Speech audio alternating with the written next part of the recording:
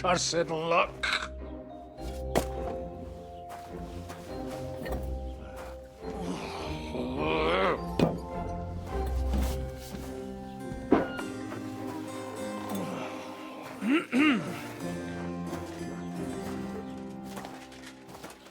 Well, well.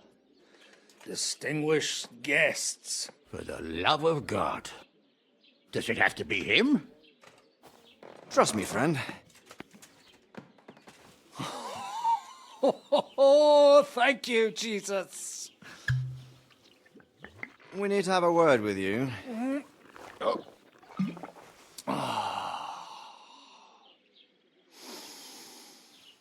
Would your graces care to sit? I think not.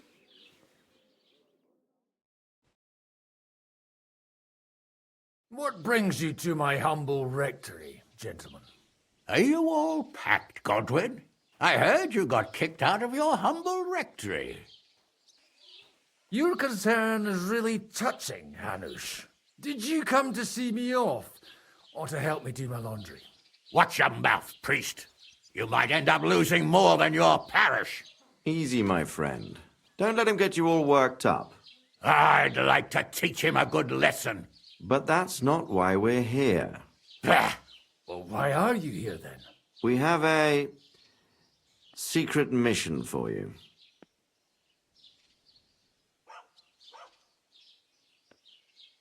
Secret mission? Sir Radsig, I hope you're not trying to drag me into some state espionage game of yours. Somehow, over the years, I fell out of the habit of being inconspicuous. You buffoon! Let his lordship finish! Do you know about Lord Capon's mission? Aye. I heard a word or two about that. Where was it you sent him? Trotsky? Yes, to Sir Otto von Berghoff's castle. Royal Chamberlain von Berger? The League of Lords fella? You know more than I'd expect from you. It doesn't surprise me. I also know that Trotsky is about 3 days' ride away. 2 days, weather permitting. The young lord should have been back long since then, shouldn't he? He should. But he's not.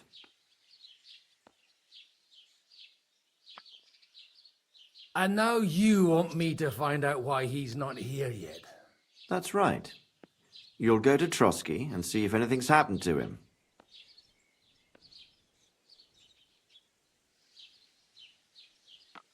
Why don't you send Henry after him? As far as I know, he's always done a good job for you. That's exactly why he went with Capon.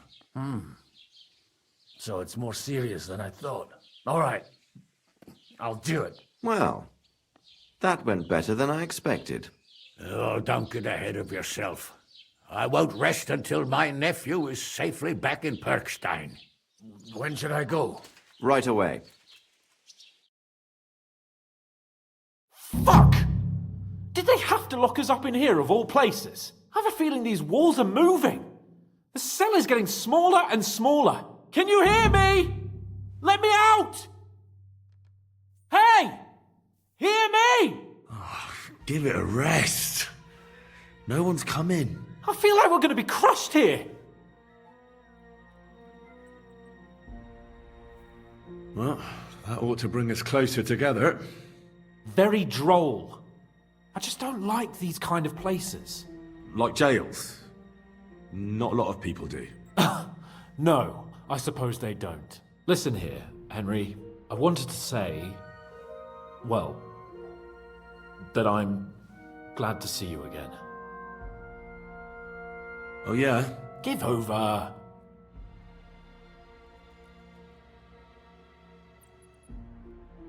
Oh, it sounds like the great Sir Hans Capon is getting ready to apologise. But why? Well, because I'm just sorry, I suppose. Nevertheless, Henry, I wanted to say that, well, you were right. I behaved badly. Awfully. All right. I accept your apology. All water under the bridge, eh? Old pal. Thanks. So, what were you getting up to the whole time, anyway? I was working in the blacksmith's forge in Takov. Oh, well, lucky for you, you have a trade you could work at. Sort of. Most of the time I was actually chasing after lost carts or scrambling over the rocks looking for hermits. Well, at least you weren't bored, eh? What about you? I also stuck to what I'm best at. What, boozing and whoring? Ha-fucking-ha. Hunting. You were poaching? Only commoners poach. I was hunting in the territory of another noble. Without his permission, admittedly. But that's a capital crime. Ah, bollocks! There's nothing to worry about. Heaven help us. Shh, quiet! There's something going on outside the door. Have you seen Captain Thomas? Yarrick says he's in a bad way. He's right. Them fuckers cut him up good. Last I heard from Father Nicodemus, though, was that his wounds are healing. Aye. Only he's been struck down by a fever. And the Sawbones is away with Sir Otto. Good God! Captain Thomas! Yes! He met us before we reached the pond, didn't he? We showed him our letter. But he's in a fever. You heard them. Oh, we'll deal with that somehow. Hey! Leave it be. Hey! Open up, you rabble! We're messengers from Ratai. Your captain can confirm it. Do you hear? Again? Those damned fools won't give us any peace. Come on, fellas! Be reasonable! We're envoys of the Lord of Lipa!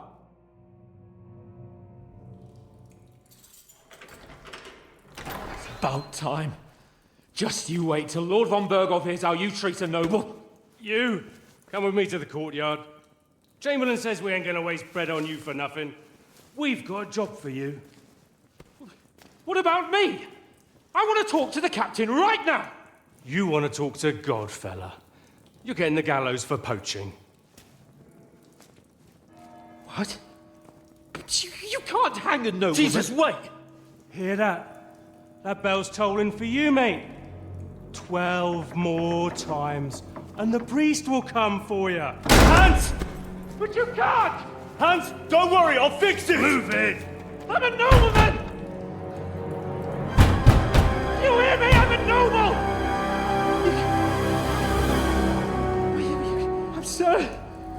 I'm Sir Hans Capon of Bergstein.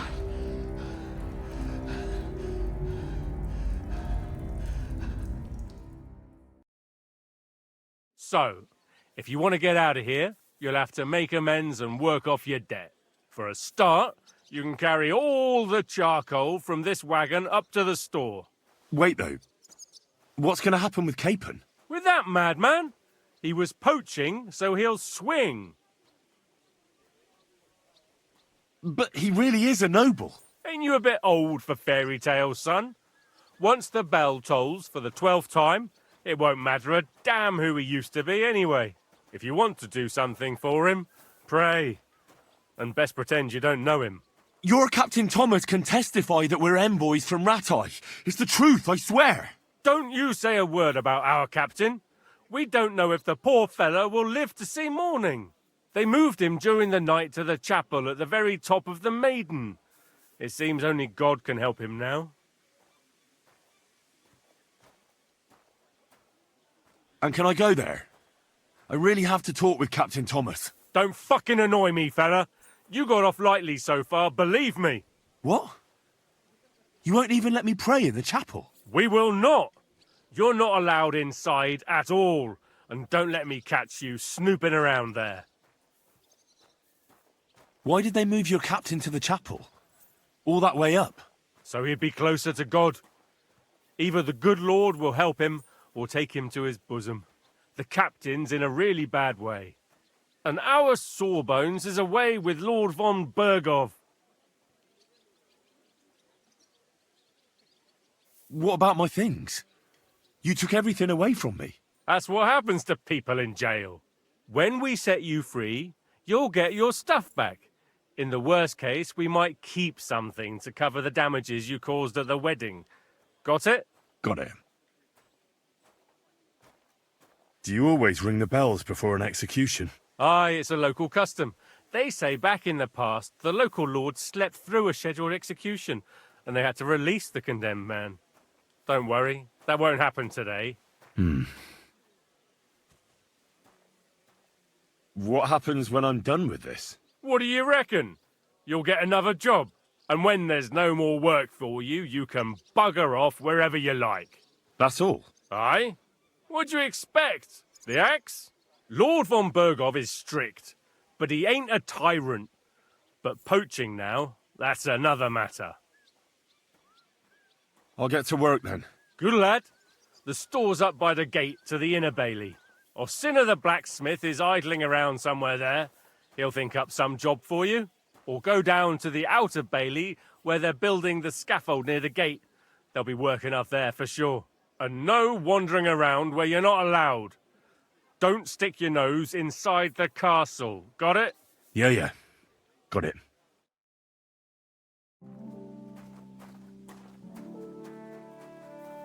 That wagon has to be out of here before his lordship returns.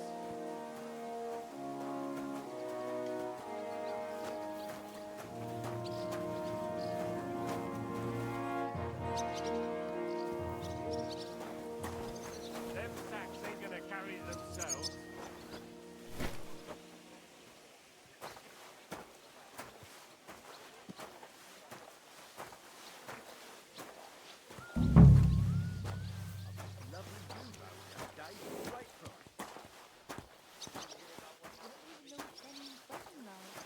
It was nice. Good food and drink. Lots of guests. Not enough pretty girls for my liking, though. It's a lot better here in Frosty. And why wouldn't they when it's true? It'll be bad, I tell you. I don't know. Seems to me it's always the same. Bad. Well, it'll be even worse. Look, there's a rabble running rampant over the countryside. I'm sorry.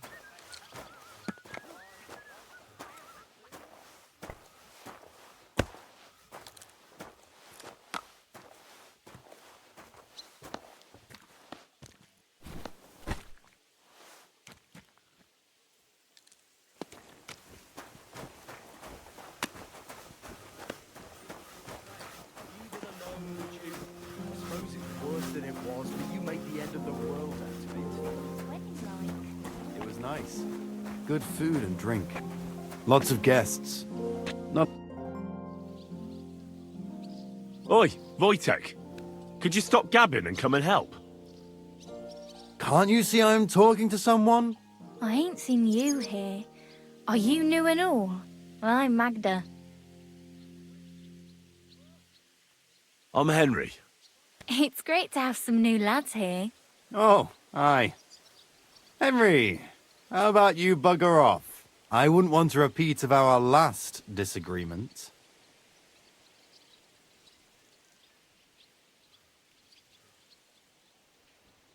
It'd end up differently this time. Are you also helping Wojtek's uncle?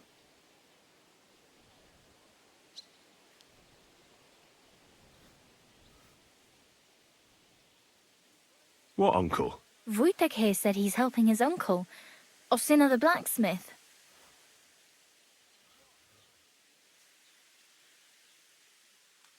Sure.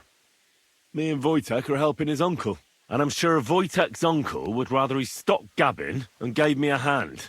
I wouldn't want to keep you lads from your work. Take care then. Thanks a lot. Are you on some kind of mission to ruin my fucking life? You should thank me for not saying what you're really doing here. And now come and give me a hand. That's just great.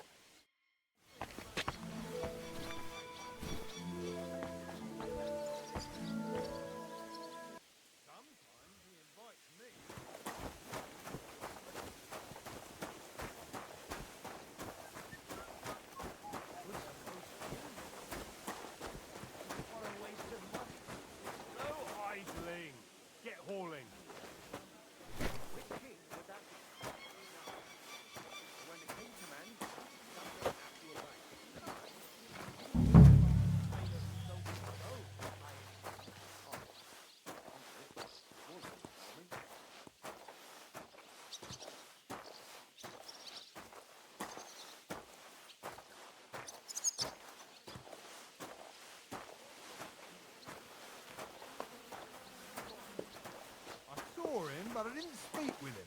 Did he seem off to you? All them bookworms seem off to me. Although it's true, he was looking a bit... How can I put it? Absent? I met him a few times when we watched the tower.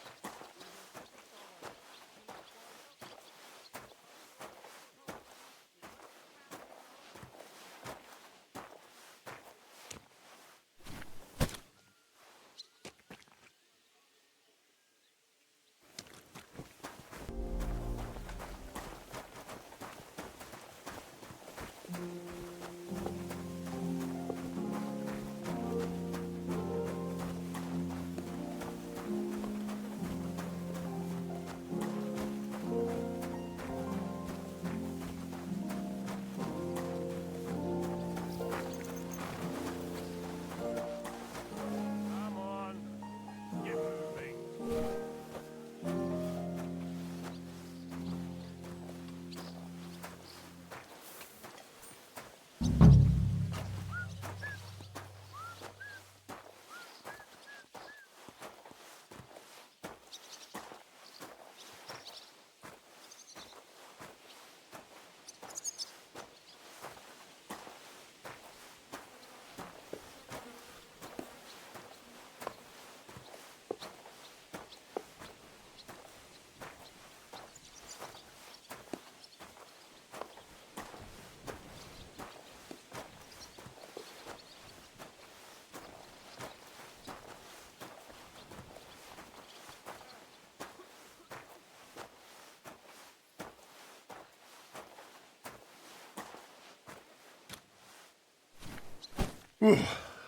That's that.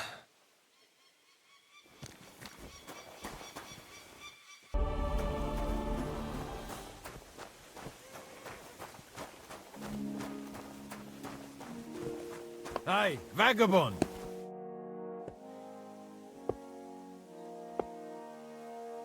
I finished hauling the sacks. What now? How should I know? They told me to think up some job for you, so you wouldn't be idle.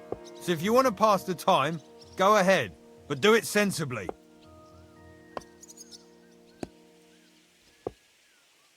Well, I'd say there's plenty of work to do around here. I'll gladly help you with something. Aye, but I've only got work in the forge, and that ain't for everyone. I'm a respected tradesman here, understand? Well, I'm a blacksmith too, even if I don't look the part right now. Oh, really? Aye. My pa was a blacksmith. A respected one. Then you might actually be some use to me. At least I wouldn't have to work my fingers to the bone all the time. I'll tell you what. Go to the forge. The fire's gone cold. I haven't had much time for, well, the trade. So fire it up and make some horseshoes for Kabat. He's our groom. Always bothering me that you don't have shoes for the horses. And there's only one nag stabled here now that his lordship's away with his men. All right. How many should I make? How many legs does a horse have?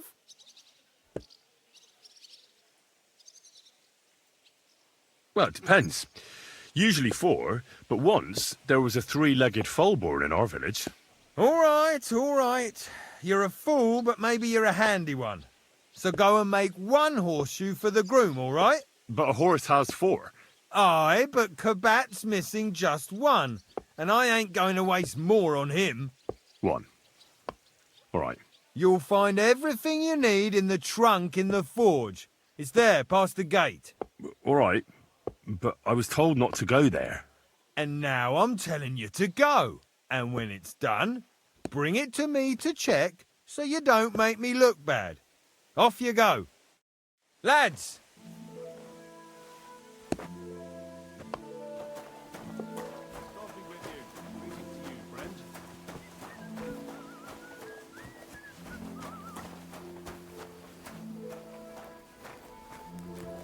That damn wretch!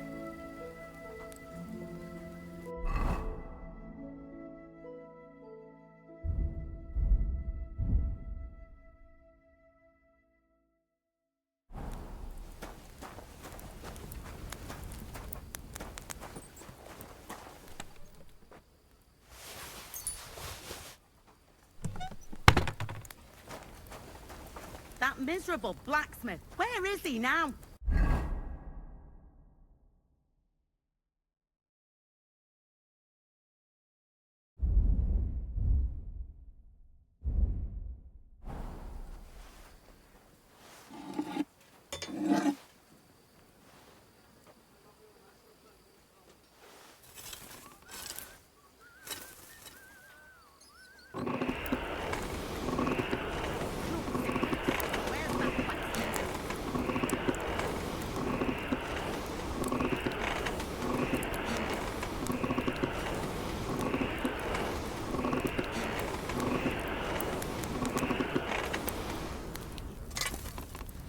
Like always, he loiters around here all day, and when you need, he vanishes like the wind. On all who suffer, and heal the pains and other afflictions of sickness. Let them know that they are not alone in their afflictions, but that Christ is forever by their side. That damn wretch!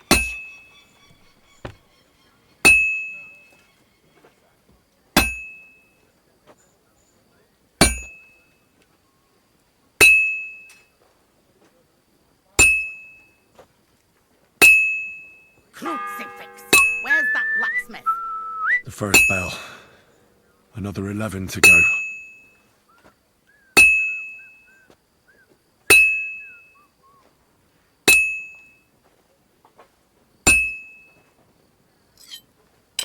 Like always, he loiters around here all day, and when you need him, he vanishes like the wind.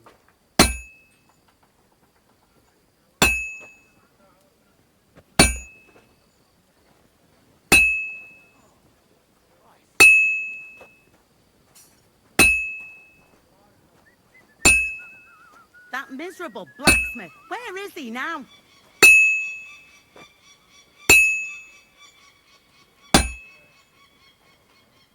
It's already cooled off. It's not worth it.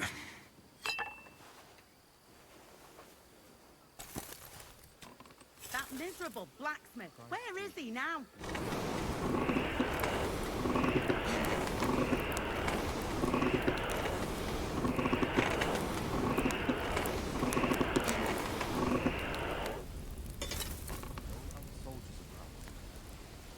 That miserable blacksmith. Where is he now?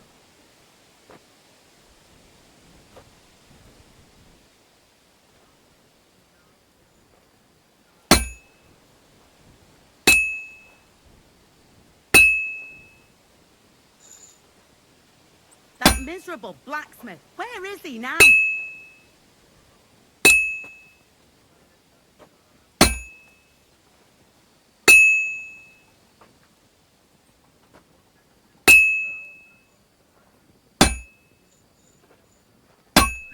That damn wretch. Well, I'm about half done.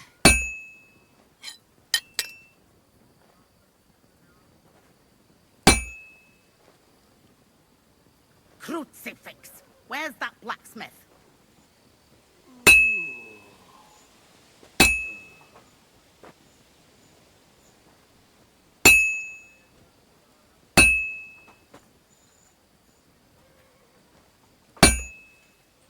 Crucifix. Where's that blacksmith?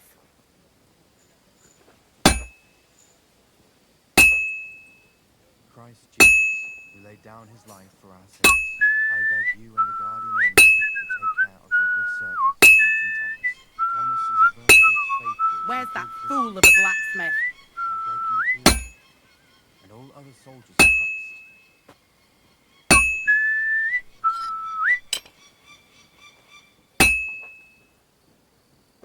It's completely cold. Where's that fool of a blacksmith?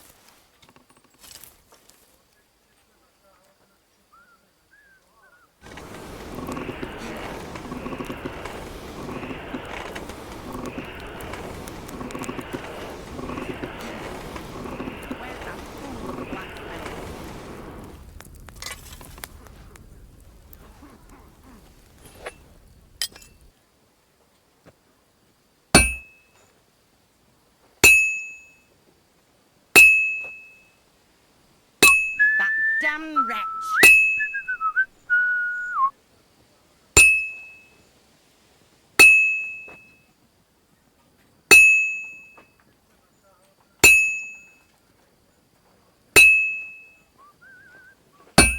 Crucifix. Where's that? That looks like it's almost done.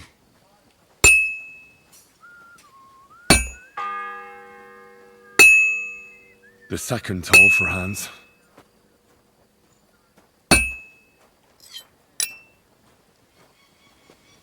Like always, he loiters around here all day, and when you need him, he vanishes like the wind.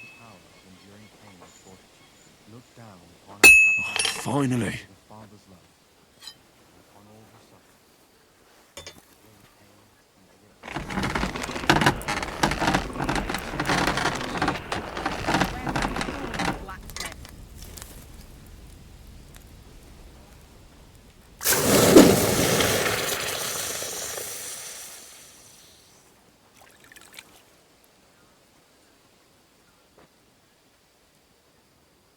Like always, he loiters around here all day, and when you need him, he vanishes like the wind.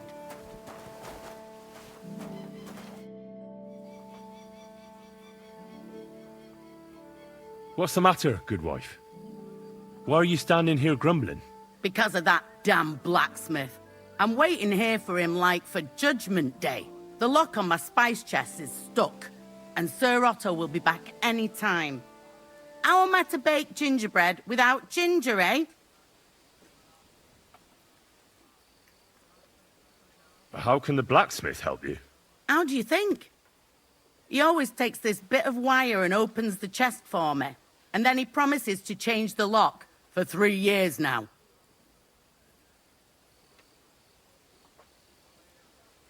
Can I help you somehow? No, unless you can pick a lock. And decent folk don't know how to do that.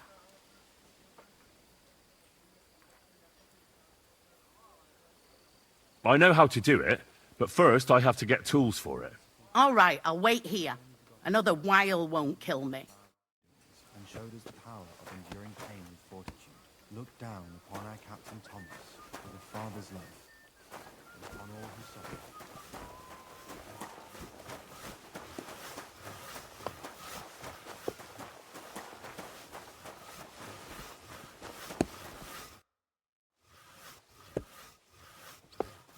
About that horseshoe.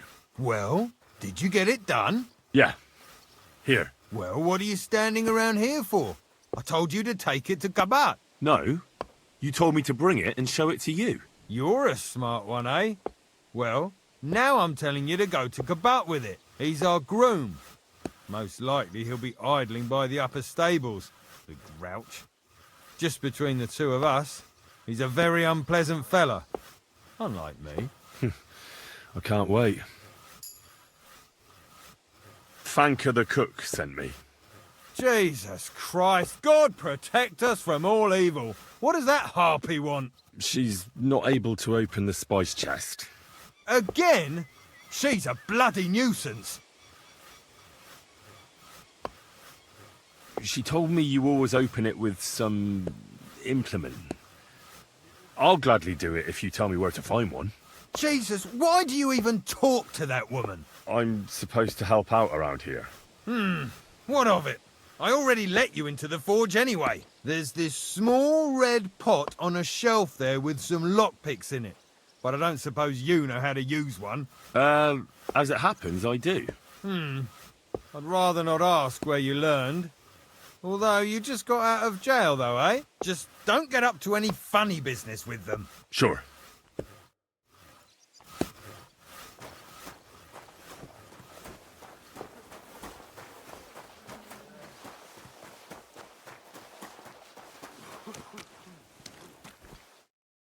I brought you those horseshoes. I mean, horseshoe. That took long enough. I've only got one horse here and I've got nothing to shoe him with. And you know who gets in the shit over it? You? Exactly. Mistakes are punished here, so either I'd end up reduced to beggary, or I'd have to go back to what I was doing before. And I wouldn't like that. What did you do before? You're a bit inquisitive, ain't you? Well, I get the feeling you're actually proud of it. Let's just say I haven't always made an honest living. Is that enough for you? Not quite.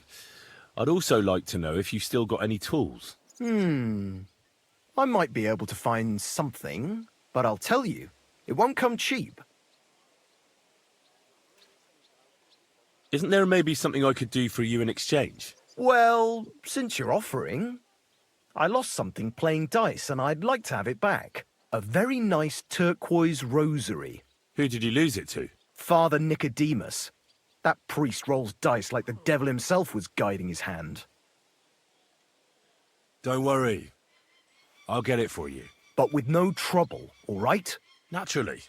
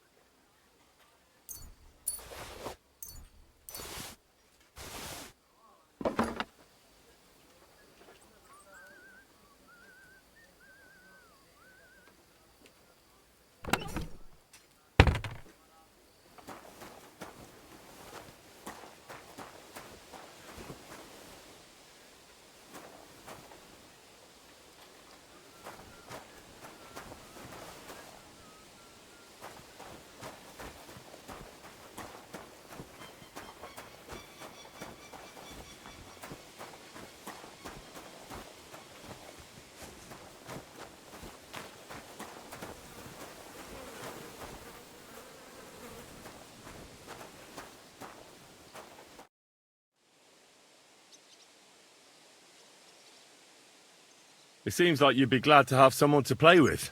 Alea jactan honest, my friend. The die has not been cast, and that grieves me. No one wants to play with me, so I'll be quite glad if you join me. And for what shall we play? You don't look too well off.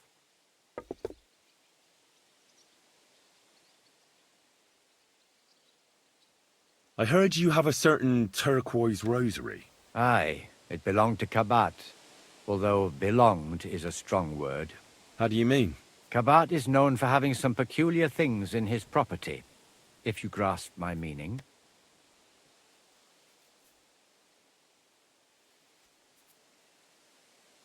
Let's play for it then. Certainly, why not? As long as you put up a decent wager against it. Maybe we better leave it for now. I don't have very much coin at the moment. As you wish, friend. But if you should change your mind, I'll be glad to play.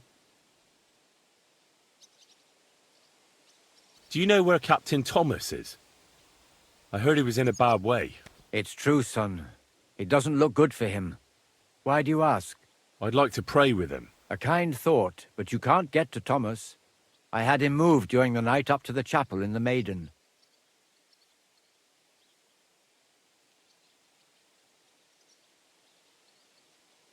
Why can't I get there? You know, the castle chapel is an important place. Only Lord von Berghoff, his kin, and a few others are allowed there. Like you, for instance. Naturally. It's certainly good of you to want to pray for Thomas, but you can do that anywhere without having to disturb him. Why did you take him to the chapel? The surgeon is away with Lord von Berghoff, and Thomas has got considerably worse. I don't like to say it, but there's nothing left but to pray for a miracle. Uh-huh. I'll be going then. Go, and don't forget about that prayer.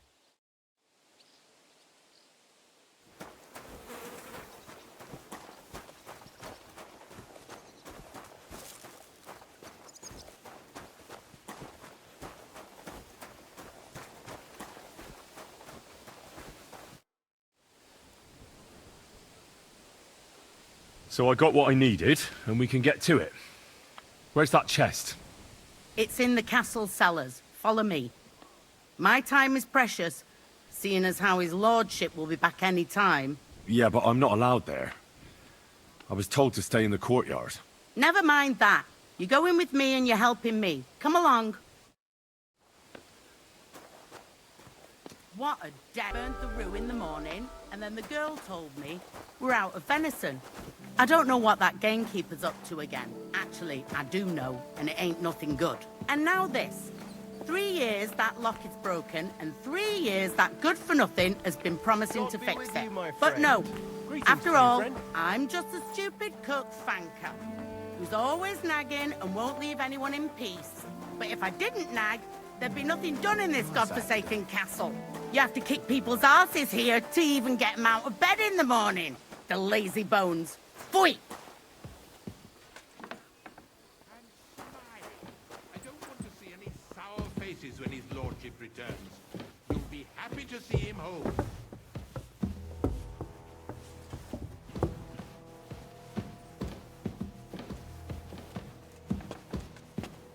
Here it is, that damn chest.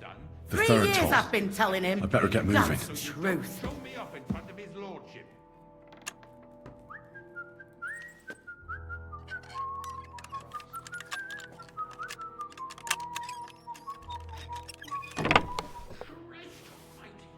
Thank you kindly, young man. If you want to get a bite to eat, stop by the kitchen.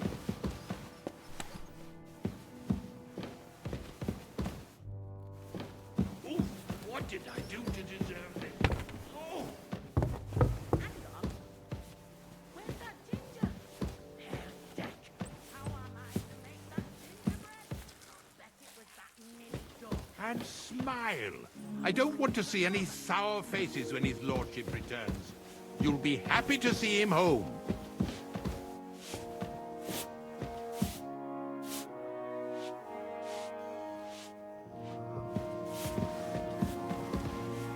Ooh! Sir, I want to ask you something. You? What are you doing here? Aren't you supposed to be helping outside in the courtyard? Christ! Ah! First you cause mayhem at a noble wedding, and now you go snooping around where you shouldn't.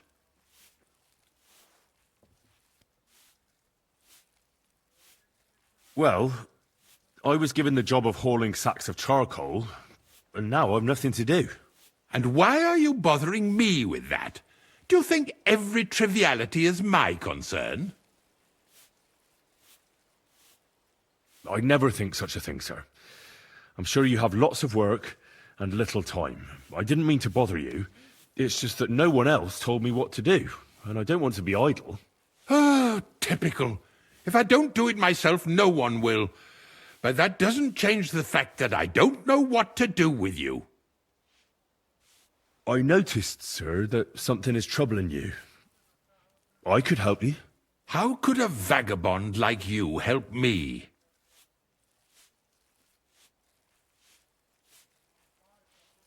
One vagabond isn't the same as another, sir. It can be hard to tell the difference between beggars and us students from Prague, but we have a bit of knowledge. And what are you doing here? Prague is a long way off. I'm here to gain experience. Our professors encouraged us to travel the world, but I ran out of coin and things went from bad to worse. Mm-hmm. And where did you study? Prague University, of course. So far, I've completed the Septem Artes Liberalis, and I'm getting ready for the Quadrivium. Oh. Well, my nephew had some difficulties with arithmetic in the Quadrivium. Oh, I understand. It's a difficult subject, and I'm a bit anxious about it myself. Nevertheless, although I don't have a degree in medicine, I have learned a few things. Well, you really surprise me, lad. Anyway, I'll examine you and try to make a diagnosis. Yes, that should help.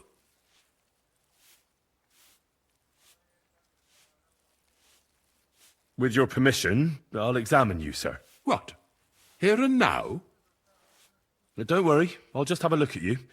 You don't have to lie down or strip. I'm glad to hear it. You're quite pale and rather sweaty. When it comes upon me, I sweat a lot. Your eyes are all right.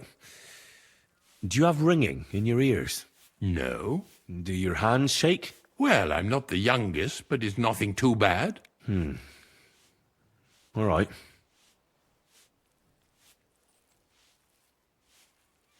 Did you get advice from anyone about it? Have you tried anything for the pain? Well, I talked to our surgeon. He just said it was odd and told me nothing more. So I went to Kolin to see Professor Joachim Bavorsky, and he advised me. Yes? What? It's a little awkward for me to talk about, I must admit. Master Chamberlain, I'm here as a practitioner of the medical arts. You can rest assured that whatever you tell me will remain between us. All right. The professor spoke at length about Jupiter and the houses, and then he told me that my bodily humours are out of balance. I would expect so. And what did he recommend? Well, that I should get more silver into my body. So I wear more silver jewellery, and when there's a full moon, I go to the meadow here below the castle, naked. Really? So you're taking it quite seriously. And has it worked? No, but there'll be a full moon soon, so I could damn well use some other advice. I understand.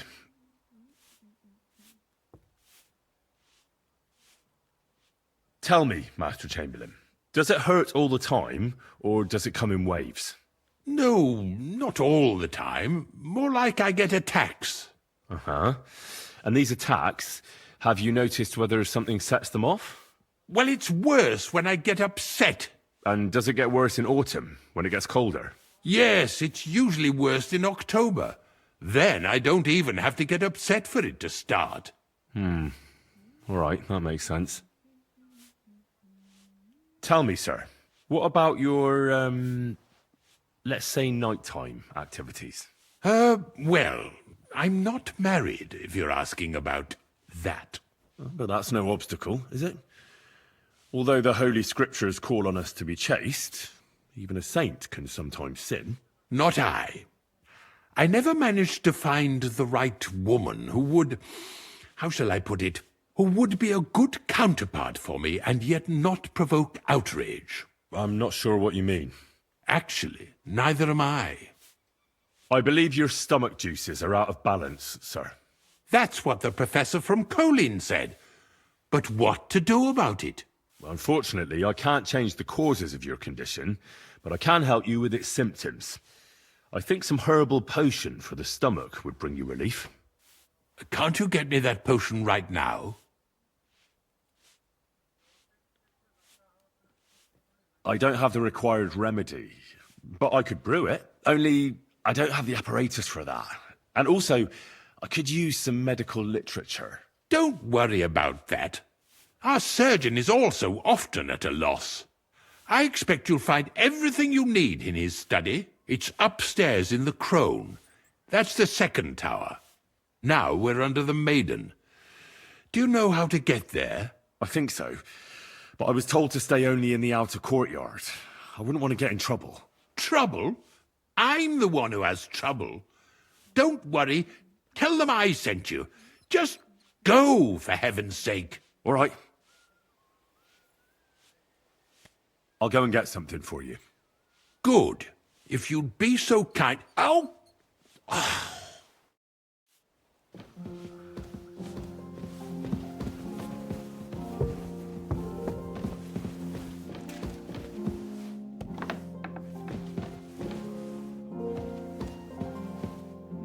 What?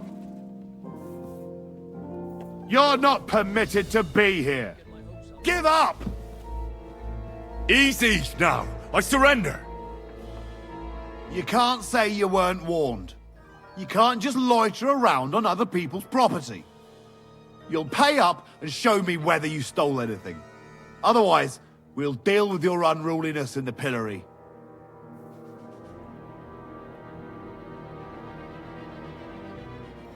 Look, can you keep a secret?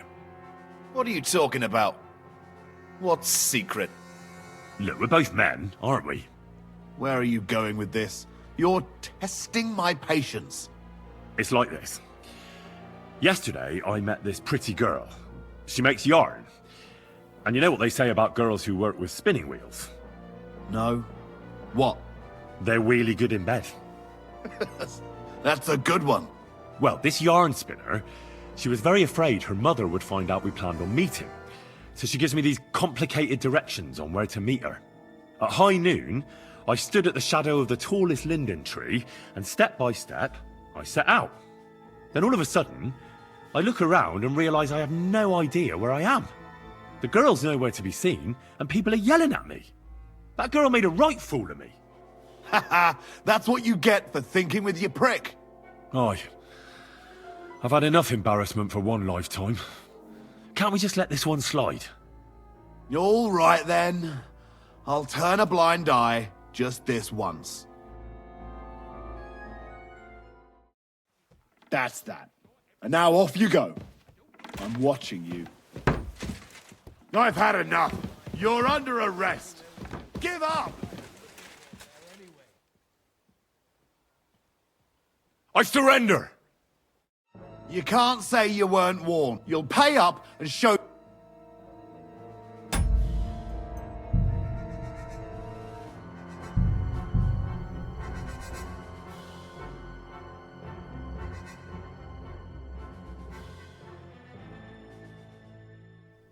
And don't forget to light the fire in the main hall. It's as cold there as a dungeon, and that doesn't do me any good.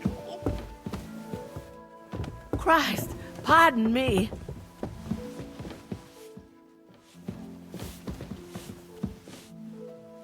Christ almighty. Hey.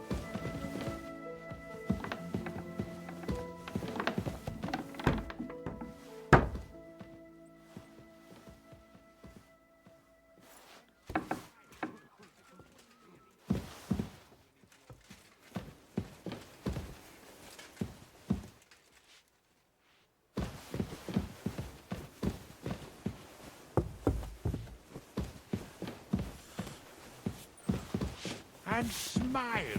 I don't want to see any sour faces when his lordship returns. You'll be happy to see him home.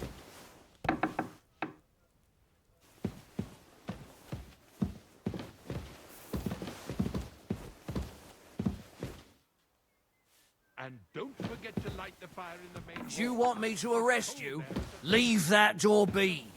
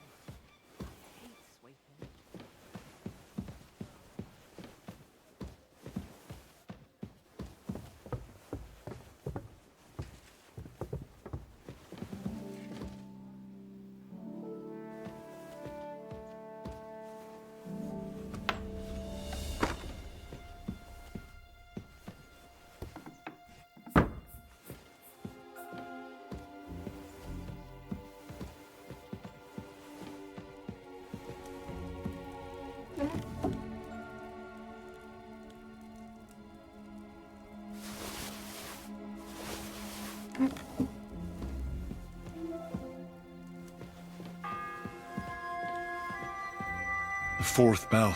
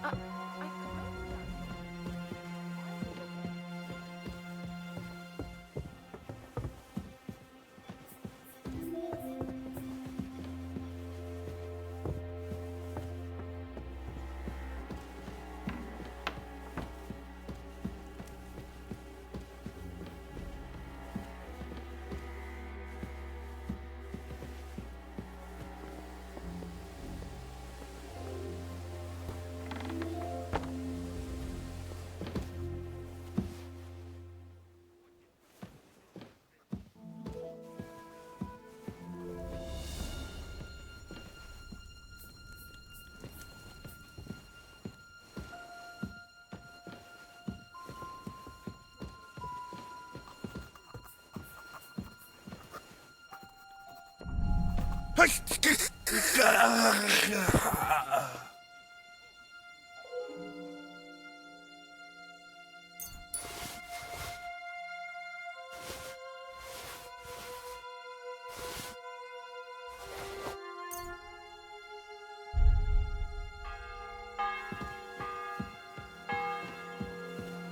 bell's ringing for Hans the 5th time.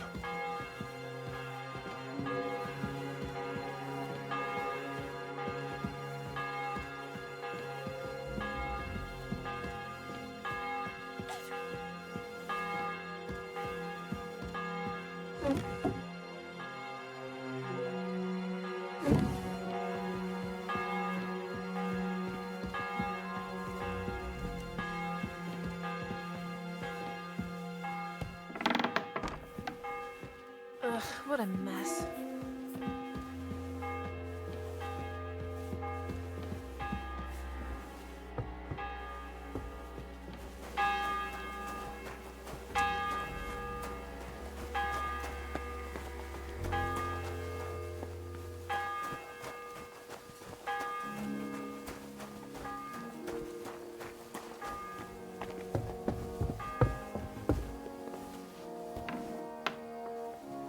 Scrub you're after. You'll have to wait. I've been... Let me pass. The Master Chamberlain isn't well, and he sent me to the surgeon's study for medicine. All right then, but nothing better go missing there. Don't worry. I suppose you're waiting here for a bite to eat. Damn right. Like, I know they're preparing a banquet for his nibs, but they could have left one cook here. Or at least a bit of gruel, for Christ's sake. I can see if I've got anything to eat on me. Hey, I need some decent grub, not some mouldy bread. You might be surprised.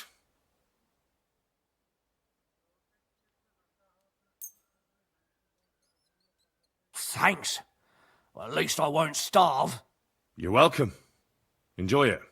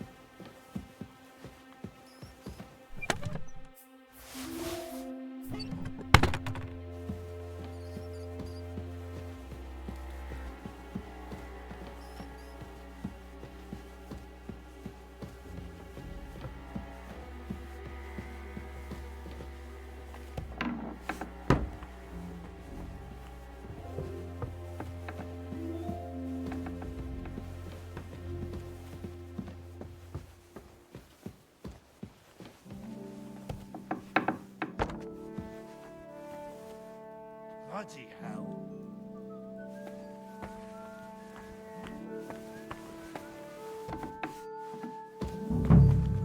You? Who are you, actually? Me? I'm just cleaning here.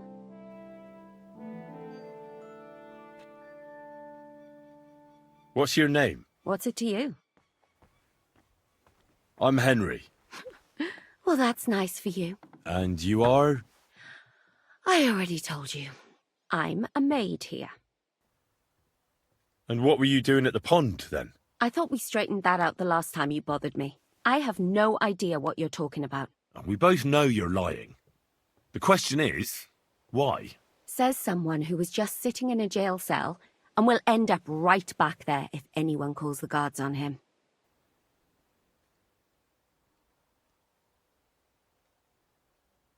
You know I was locked up? Oh, for such an uncaring girl, your interest is a bit suspicious. Right. I spend the whole day following you and the arrogant fool around, spying on you. That's exactly what I think. Well, think again. You! I need help. Who doesn't? I still have to clean out all the fireplaces in the Crown. Do you know how many there are? I don't know or care. I was sent here by the Chamberlain. He wants me to help him with his stomachache. That slimy toad. If he doesn't watch out, his stomach will be the least of his worries. Well, you look like you know your way around here. Maybe you can help me. Why should I?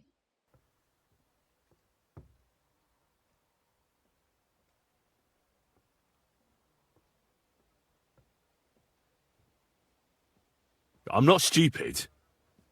You've no business here. You're snooping around in the surgeon's stuff and God knows what else. It could land you in trouble. Oh, yeah? How? Well, for instance, I could take something here. Don't forget, I might be slaving here today, but tomorrow they'll get fed up with me and they'll probably kick me out by morning. And you'll still be here. So it'll be on you.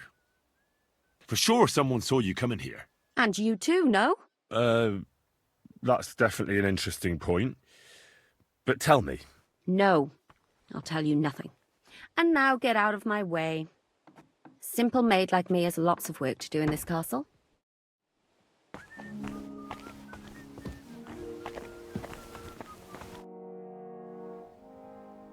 I'm still not sure who you are. Yeah, that would be because I haven't told you.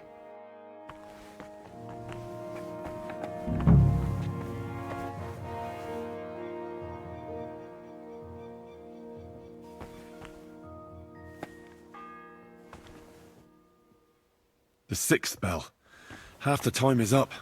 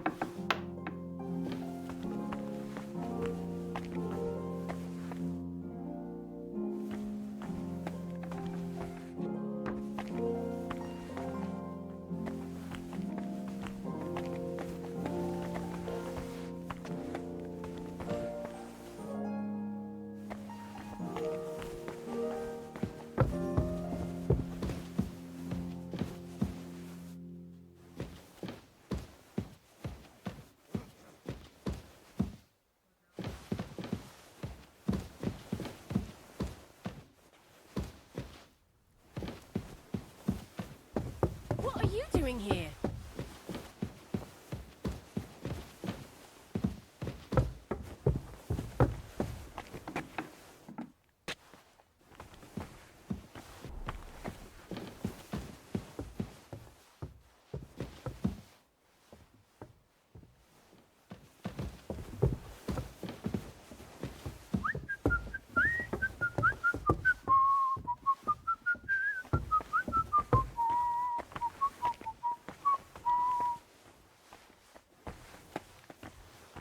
I'm sorry.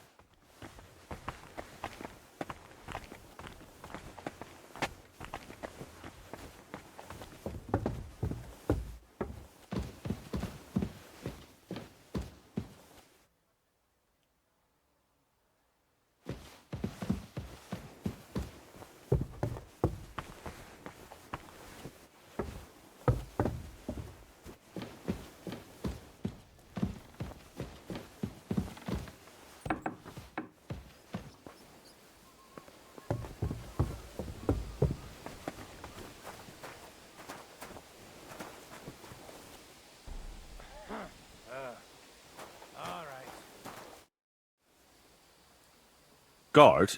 Must you interrupt me at my prayers? If it's arms you want, go to the kitchen. Sorry to bother you, but I heard you praying. I need to get to your captain. You know Thomas? Where from?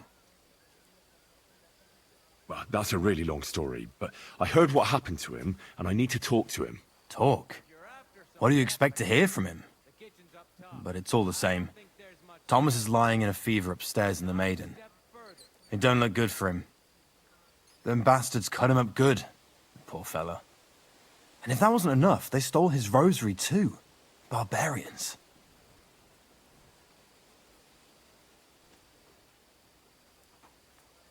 I heard that that priest of yours has the rosary. Nicodemus? Yeah. I heard he won it from Kabat at Dice. That sounds like him all right. Booze and dice. And consorting with that thief Cabot too. Well, I suppose he should give it back, right? He certainly should. Should I deal with that? No. I'll sort it out with him myself. But you did the right thing. Maybe that rosary turning up was a sign from above. Wouldn't you like to pray by Thomas's bedside? Could I? Aye, come with me. I'll take you up to the chapel. Usually it ain't open to, well, folk of your station. I understand. I'd be glad to go and pray for Thomas. The Sawbones was a little reluctant when I told him I wanted to carry Thomas upstairs. The wounded are supposed to lie as close to the chapel as possible. Everyone knows that. Years ago, I heard from a man that something similar happened in Strahlenberg during the Margravate Wars. The Burgrave of the castle was seriously wounded. An enemy rider stuck him with a spear like a pig on a spit and pulled him halfway through the woods. No one thought he'd live to see the morning. But the castle chaplain, Petronel by name, ordered that the Burgrave must be close to the Lord when his hour came. There's this really high tower in Strahlenberg. The locals call it the Trumpet, on account of how it seems to get wider near the top. I saw it with my own 2 eyes on the road to Krakow, when I was escorting Lord von Burgo there. When they took the Burgrave up there, spear and all, on Petronel's orders, the next day they were amazed. The Burgrave made a miraculous recovery. They say an angel descended there at night and pulled the spear out of the Burgrave's wound. Ever since then, they keep the spear on display at the castle. I understand the Sawbones. He didn't want to make it tough for Thomas, because climbing up to the Maiden ain't easy. Only the fellas and me figured it was the best thing for him.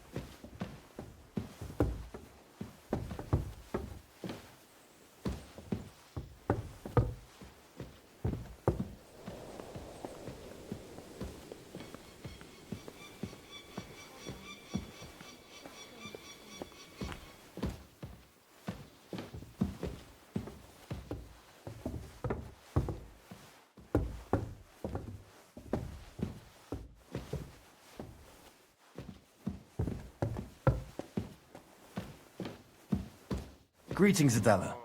How's he doing? Still the same. In a fever. Thomas's rosary turned up, so I brought it to him. This wayfarer here found it, and he'd like to pray with Thomas, if you don't mind. I don't mind. All right. I'll be going then. Stay strong.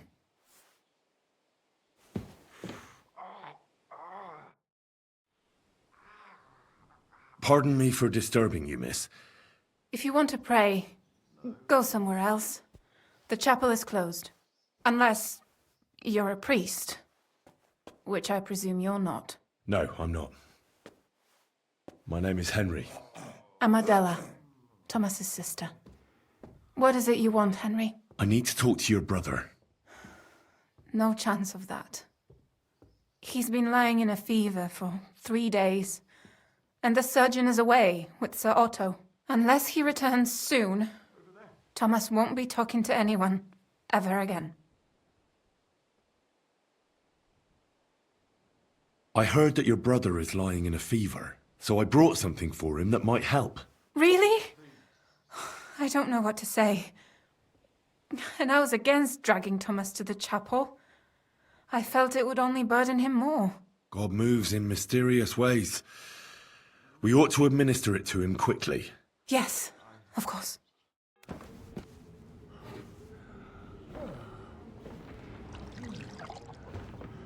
His fever is getting worse.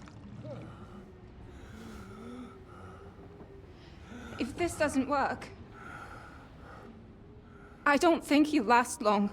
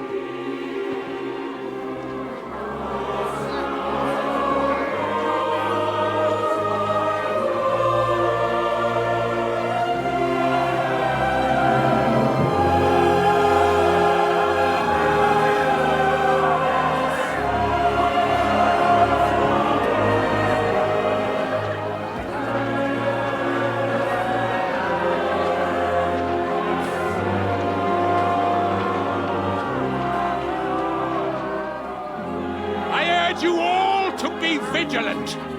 These days we have all sorts of vagabonds, drifters, outlaws and bandits roaming the country. And we have one of those vermin here today.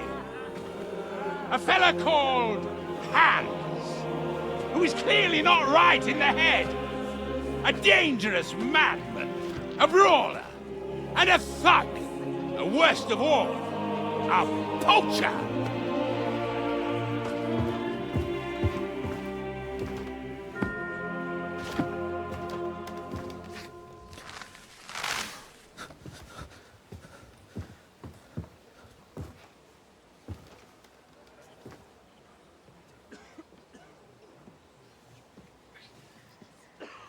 And so, for the damages he caused to our dear Lord Otto von Berghoff, he is sentenced to be hanged by the neck until dead! Stop! You can't execute this man. He's a noble. Captain Thomas here will testify that we're messengers from Rattay. What is this nonsense, for Christ's sake? It's true. I am Sir Hans Capon of Perkstein. Deal with it, for God's sake! But, sir, the captain... Captain Thomas has a fever. He's clearly delirious. Seize them immediately! You can't do this! I am a nobleman, do you hear? A noble! Get your hands off me!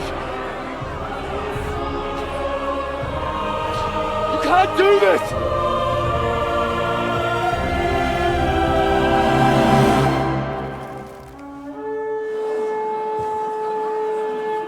Open the gates!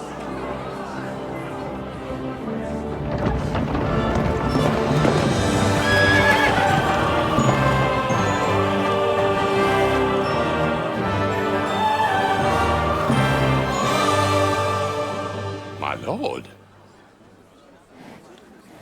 What the hell is going on? It was just a... It's a hanging. You can't hang him. He's a noble. That's for me to judge.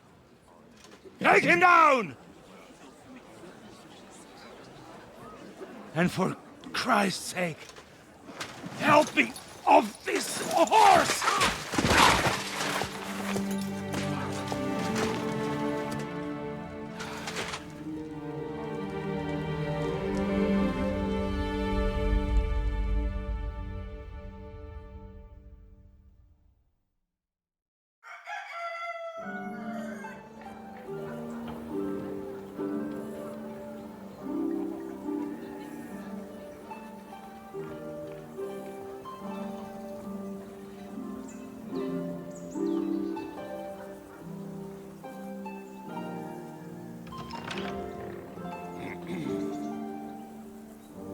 You may enter. His lordship is expecting you.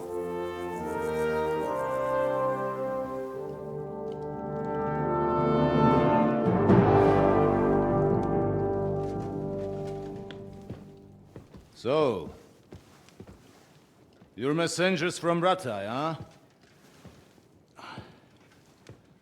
I was wondering when someone would turn up.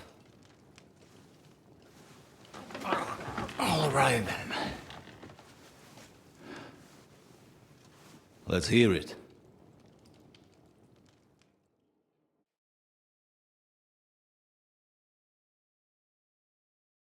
My respects, Sir Otto. I am Sir Hans Capon of Perkstein, and this is Henry of Skalitz, my escort. Welcome to Trotsky, gentlemen. I'd greet you standing up as befits, but I'm glad I can even sit at the moment. I heard you were ambushed by outlaws. You heard right. Those bastards did a job on me. And I got out luckier than most. Almost all the others were killed, including my page and my surgeon.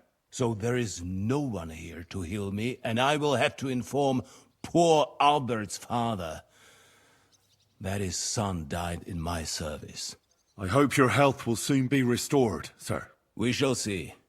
But now, you tell me what happened here in Herrgottsnamen.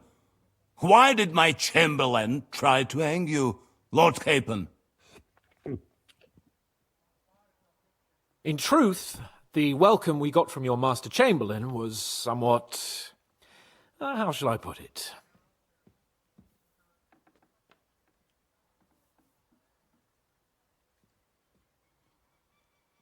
Your Chamberlain's welcome was appropriate enough, considering our appearance, the situation in your domain, and your orders, sir. I appreciate your diplomacy, young man. Master Chamberlain Ulrich can sometimes be more hasty and passionate than is healthy. And we are glad you hold no grudge against him. Are we not, Ulrich? I regret what happened, gentlemen. Please accept my humblest apologies. Anyway, let us leave this misunderstanding aside and get to the point. As far as I'm aware, Ratai showed no interest in negotiations before, either with me or with the League of Lords. True. Our houses have thus far stood on opposite sides. I should say so. Attacking Brno and Jihlava together with that renegade Sokol of Lemberg hardly inspired our sympathy.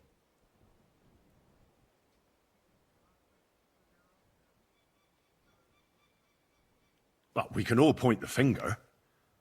Your League of Lords, on the other hand, abducted the king. Although I don't doubt your reasons, just as Sir Hanush did. We certainly had. The main one being that your Wenzel is an irresponsible drunkard and idler who is hurting the Empire by his inactivity. But let us leave that aside. Tell me, what does Sir Hanush have on his mind? I am all ears. Unfortunately, during the ambush, we lost the letter we were carrying, so you'll have to make do with my word of mouth. All right. Go ahead and speak. In brief, Sir Hanush, Sir Radzig, and other lords take the view that the situation has got out of control. And that's of no benefit to anyone in Bohemia, neither Wenceslas's supporters or the League of Lords. King Sigismund's actions will not lead to instilling greater order than under King Wenceslas. Quite the contrary. Let us say that maybe. What arises from it? Sir Hanush and the other lords on our side are interested in knowing what the stance of the League of Lords is at this moment, and whether they haven't perhaps reevaluated some things. In other words, whether I might betray Sigismund.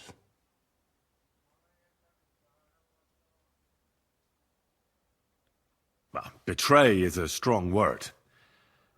We came to you, Sir Otto, because you're the leading voice of the League of Lords. I expect there are also lords among your ranks who are considering how to find a way out of this sticky situation. And for the Kingdom of Bohemia, it would certainly be better if our paths were to join rather than parting.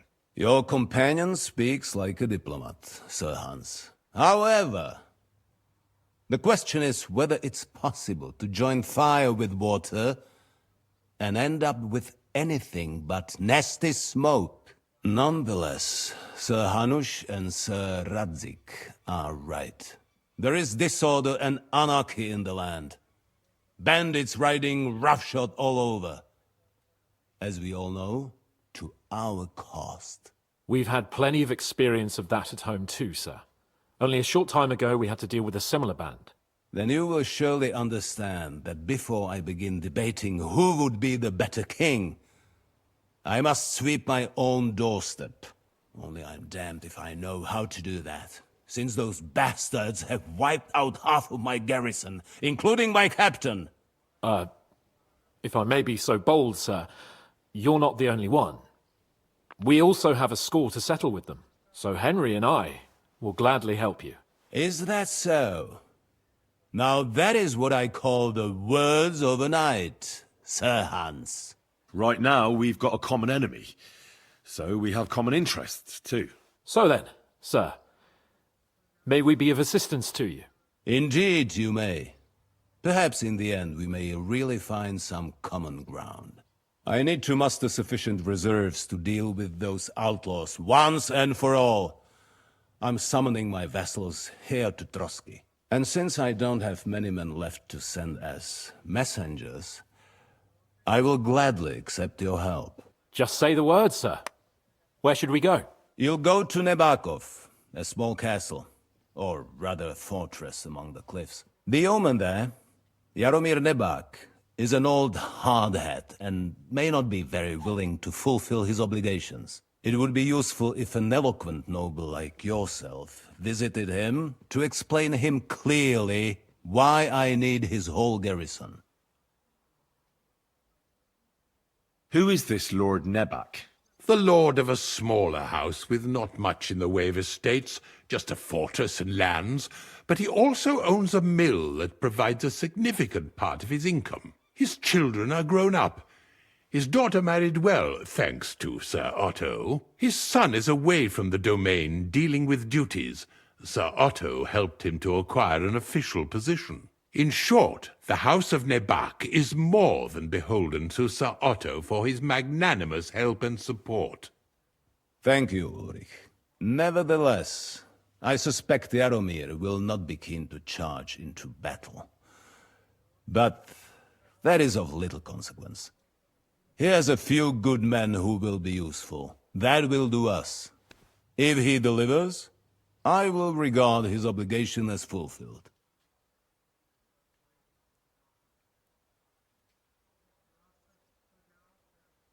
What should we do if he's unwilling to heed what we say? His house has always been loyal to mine. And it has always been more than worth their while. So tell him that I would like it to remain so. I do not expect any great obstacles, but it would be wise to show Sir Jaromir respect by sending him someone of status. He will take his time over being persuaded, and then concur. As he always has done. I'll get to him somehow, sir. I expect nothing less from you.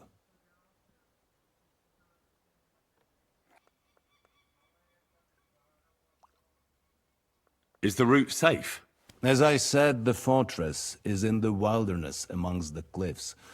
There are many places where outlaws may be hiding, so watch out. Don't worry, sir. I have Henry here by my side for such situations. Is that all, sir? It's no simple task. Knowing Jaromir, if I sent a common messenger, he'd come back with a boot print on his backside. Dealing with the lower nobility can be tricky. They tend to be fixated on their own somewhat fragile status. We'll take care of it, sir. Count on us. All right. We'll head out as soon as possible. Let's not delay our diplomatic mission unnecessarily. Very well. I think that is all for now. The Chamberlain will show you where you can put your heads down, and he will supply you with horses. And once we have resolved this little digression, we shall talk about your own mission. Thank you, sir. May I ask something, Sir Otto? Oh. Ask away, young man. When you were ambushed, did you see those bandits? Would you recognize any of them? Henry, don't start with that again. Why do you ask? The thing is, when we were ambushed, I believe I saw among them one of the men we ran up against at home. Oh. What did he look like? Do you know his name? He's called Istvan Toth, a Hungarian noble. He wears black armor. A stocky fella, around 40. I've already told you that's nonsense. How would he be here? You only saw him from a distance, from behind. You're imagining it. And why does this Toth interest you, young man? He was the leader of a band that made trouble for us in Sasau. And he has something that belongs to me. Ah, interesting. Interesting. But I must disappoint you. I saw no one of that description. Thank you, sir. I'm sorry. I had to ask. I understand. And now I shall entrust you to the care of Ulrich here. And I shall look forward to the good tidings you bring me from Nebakov. Go with God, gentlemen. Thank you for everything, sir. The Lord be with you. There will be time enough yet for social niceties. Now there are more practical matters to deal with. Sir Otto has generously agreed to accommodate Lord Capon in one of his chambers. And you, Henry, shall also be accommodated, as befits your station. There, your equipment shall also be returned to you, and you'll find your horse in the stable. Nevertheless, his lordship takes the view that, as a noble's escort, you should have a befitting mount. And therefore he has kindly decided that you may take one of our horses, if you so wish. Gentlemen, follow me.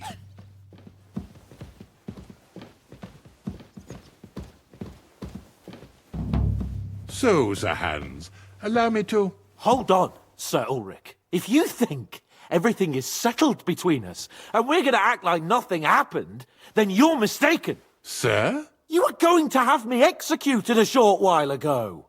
I expect a proper apology. Then please accept my apology once more, sir. But given the circumstances... Given Given the circumstance! What circumstances? Sir, poaching is a capital offence. And are you the king? That you can hand down death sentences? No, you are not. What's more, you had plenty of reasons to realise it wasn't a good idea. Sir, I could not have realised that. You couldn't have realised! Yes, you could, but then you wouldn't have been able to play the Lord and stage private executions. Sir, once more I apologise. And now, please allow me to show you to your quarters. I wouldn't dream of inconveniencing you. I'll find my quarters by myself. Henry, once you're done with that annoying fool, get your horse and we'll meet at the gate. Well, it seems Lord Capon will not be requiring my services anymore today. Don't be surprised. My lord doesn't take kindly to those who insist on putting a rope round his neck. I understand. I expect no one does. In any case, we'd have it a lot easier, your lord and I, if his behavior weren't so redolent of a bandit. Nevertheless, welcome to Trusky, the finest and biggest castle you shall ever see. Rumor has it that the castle was built on the jaws of hell, and that we're sometimes plagued by demons here. But don't believe a word of it. It's just idle talk to excuse the servants' laziness and incompetence. It's demanding enough keeping everything here running smoothly without any of that. It requires a man of exceptional qualities and talents. By the way, this place is a maze for strangers. It's very easy to get lost.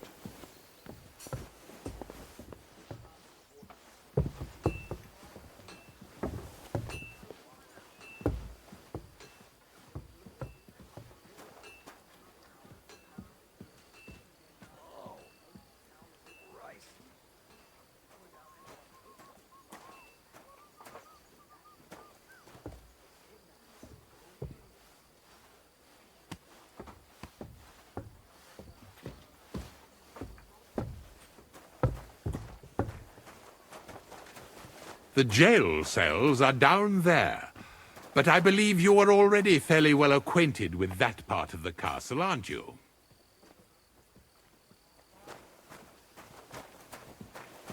I can understand you are overwhelmed by the magnificence around you.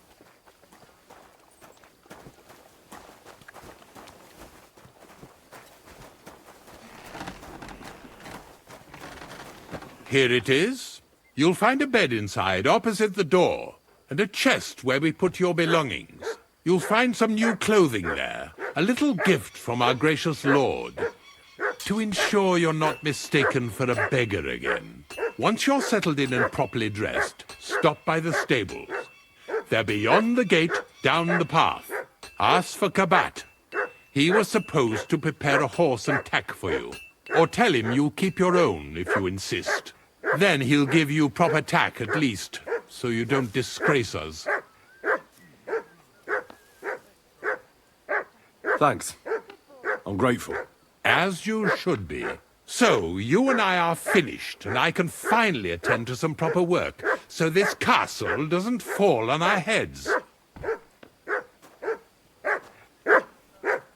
You have a kind master, eh? What? Here, Mutt.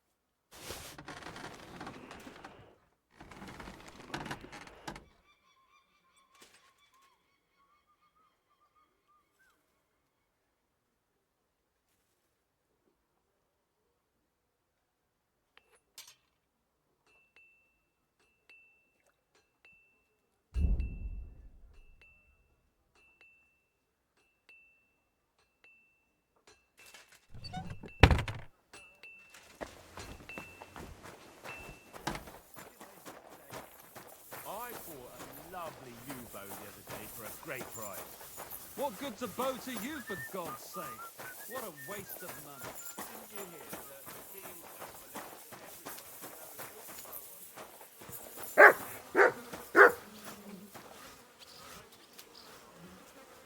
Here, Mutt! Hail Mary.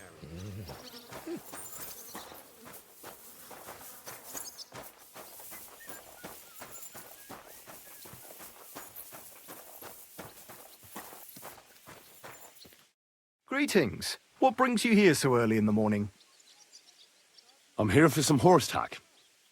I hear you have something for me. Well, fuck me blind. You got out of jail yesterday and today you've got a horse. Fuck, I wouldn't mind having your kind of luck. But you're fucking things up for me and making a mess. And I don't want to get a whipping on your account. I've got the tack ready, but I've been ordered to show you our herring first. You can take him, they said. So kindly take a look at him in the stable here and tell me if you want him or not. Yeah.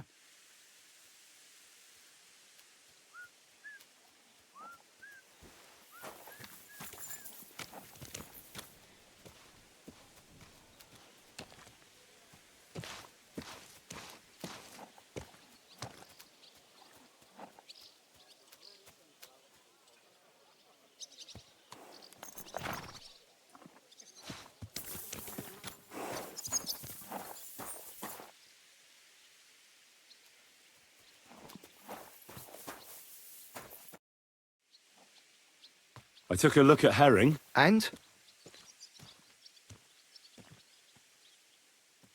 I'll take him. Good. He ain't the fastest, but he'll work his little heart out, and he'll keep going for fucking ages. And he's a well-behaved, smart animal as well. An honest stock, too. From the Sameen stud farm. Not one of them stolen nags that's seen around these parts. I've heard that wind is blowing from them dodgy nomads. There are nomads around here. Aye. I hear their camp is somewhere in the rocks by Rock Tower Pond. They've got horses there. God knows how they came by them. Well, useful to know. So I can avoid such places. Well, let's not forget about your horse. He's there in the stables, so go and get him. You do know how to ride, don't you? Well, I know the basics, but I wouldn't say no to some good advice. That's wise. The first thing is, pet him now and again when you're in the saddle. Then he'll be calmer, looser. Actually, best do that as soon as you mount him. Once you're mounted, don't drive him too much over tough terrain. He won't trot too good and he won't move too fast neither. After all, the roads ain't for show. And horses ain't stupid, mind. If you leave him standing around, he'll most likely go and find a place he likes. A trough where he can drink or maybe some pasture. So don't be surprised if you leave him alone and then can't find him afterwards. All right. I'll bear that in mind. And of course, the horse needs good kit. No more than yourself. Saddle, bridle, horseshoes. I've prepared some decent tack for you, so I don't get my arse whipped for not treating his lordship's honoured guest right. Mistakes don't go unpunished here. You can tack him up yourself, right? Sure. Thanks. Farewell.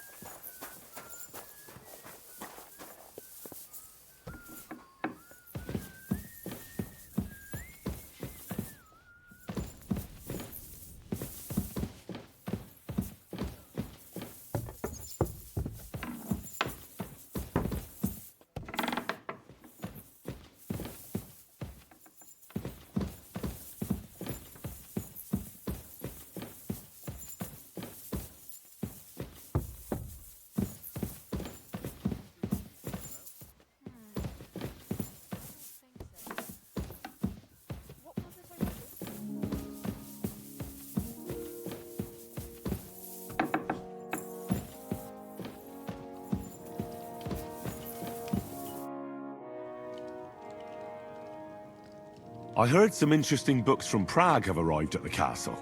There's one I'd like to borrow. An alchemist's cookbook. A sand-coloured cover, embossed.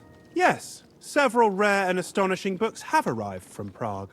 But why are you interested in an alchemist's cookbook, of all things?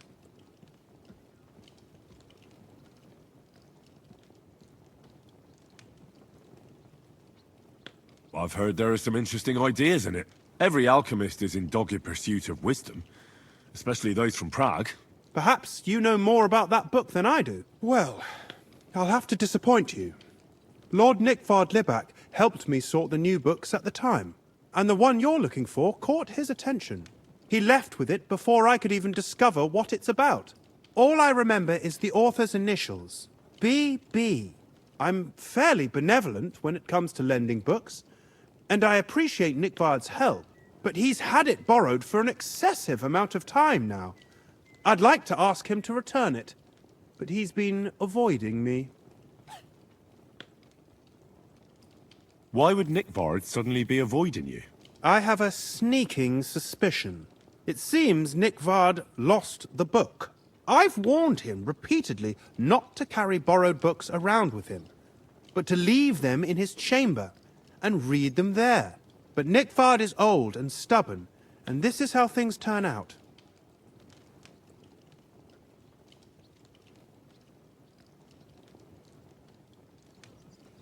The price of such a book must be incalculable. People like Nickvard are too dumb to understand. But I digress. As I said, Nickvard is intentionally avoiding me. But I've made headway. I've managed to find 3 people who've spoken to him recently. Bertha, the cook, Regina, the maid, and Hirsch, the hand.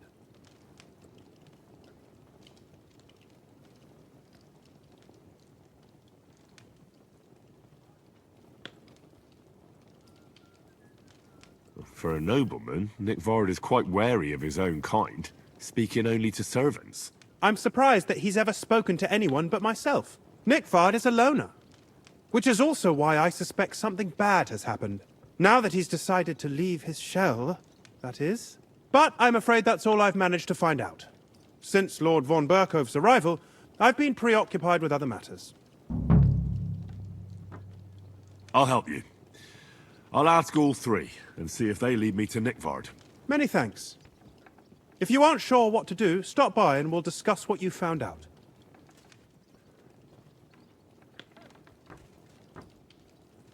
Before I go, can you tell me where I can find those people in the castle? Who, exactly? Where is Bertha? Bertha cooks for us in the Crone's kitchen. She's there most days. If you can't find her there, try the first house in the lower castle, across from the door to the dungeon. Where is Regina?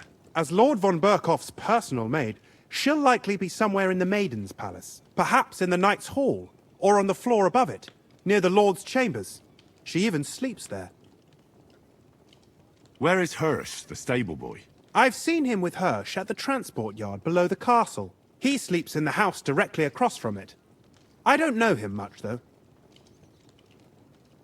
You said Nickvard is avoiding you. Where at the castle does he live? Are there any places he frequents? Nickvard lives like a hermit here at Trotsky.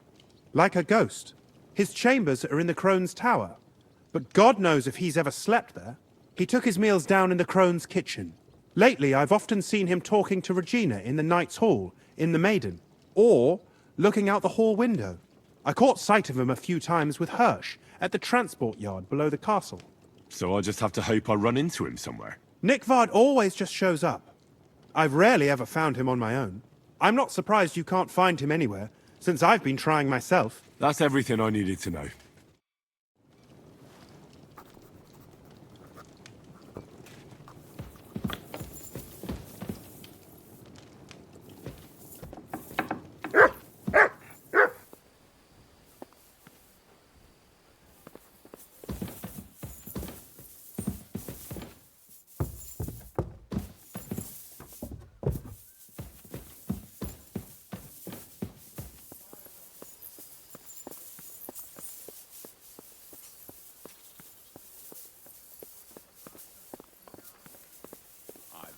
Lovely yew bow the other day for a great price.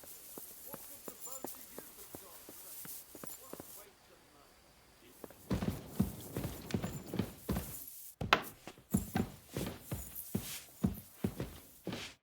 Good afternoon.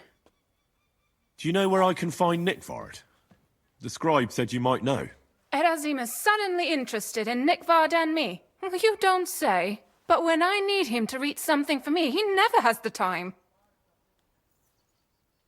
I'm sorry. I was asking about Nikvard. Aye, I heard you. Say, can you read? I can. In that case, would you mind reading this message I have from Nikvard? Show me. Dear Mistress of the Chambers. What is it? Oh, what I wouldn't give to get messages from someone else. Say, Lord Capon. Never mind. Read on. Though I reckon it interests you more than me. Persevere. We shall soon escape the dungeon of those two women. Cursed fate, however, has placed an obstacle in my way. The heat of the Lightbringer's potion is working, and I can feel my insides being reborn. But when the last remnants of old age left my body, something else was washed away with them. How much longer is it? Not much. My damn clumsiness has sent all of the Lightbringer's secrets into the void, but fear not, I shall get them back. May this be the first task on the road to your liberation. That's it. Beautiful. True enough. Nikvard has a flair for the dramatic. My, that's Libak for you. But what does it mean? Can you explain any of it to me? Lord Libak has taken a liking to me. I suggested to him it wasn't proper for a noble to have an affair with a maid. He thought I meant he was too old for me. But then he found what he calls the Lightbringer's potion book. He said it would light a flame in him that would burn out all that's old. So I suppose it worked. Hooray! I know the book he's talking about, but what does he mean, into the void? Look, can we stop talking about this? I feel a little uncomfortable here, talking about some old lovelorn nobleman.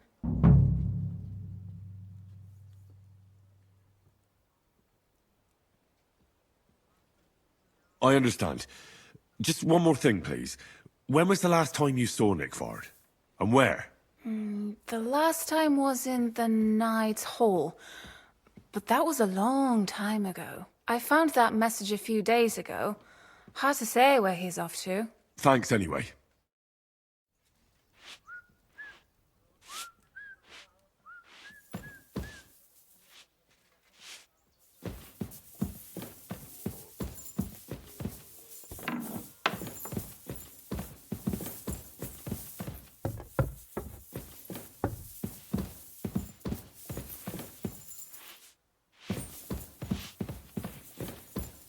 Greetings to you.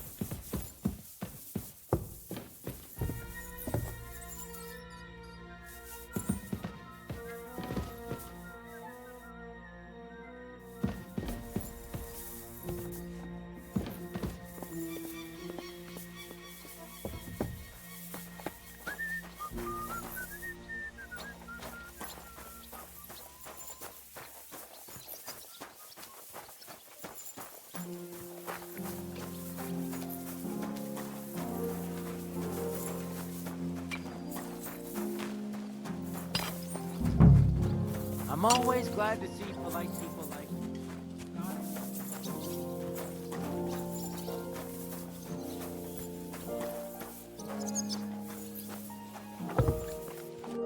God bless.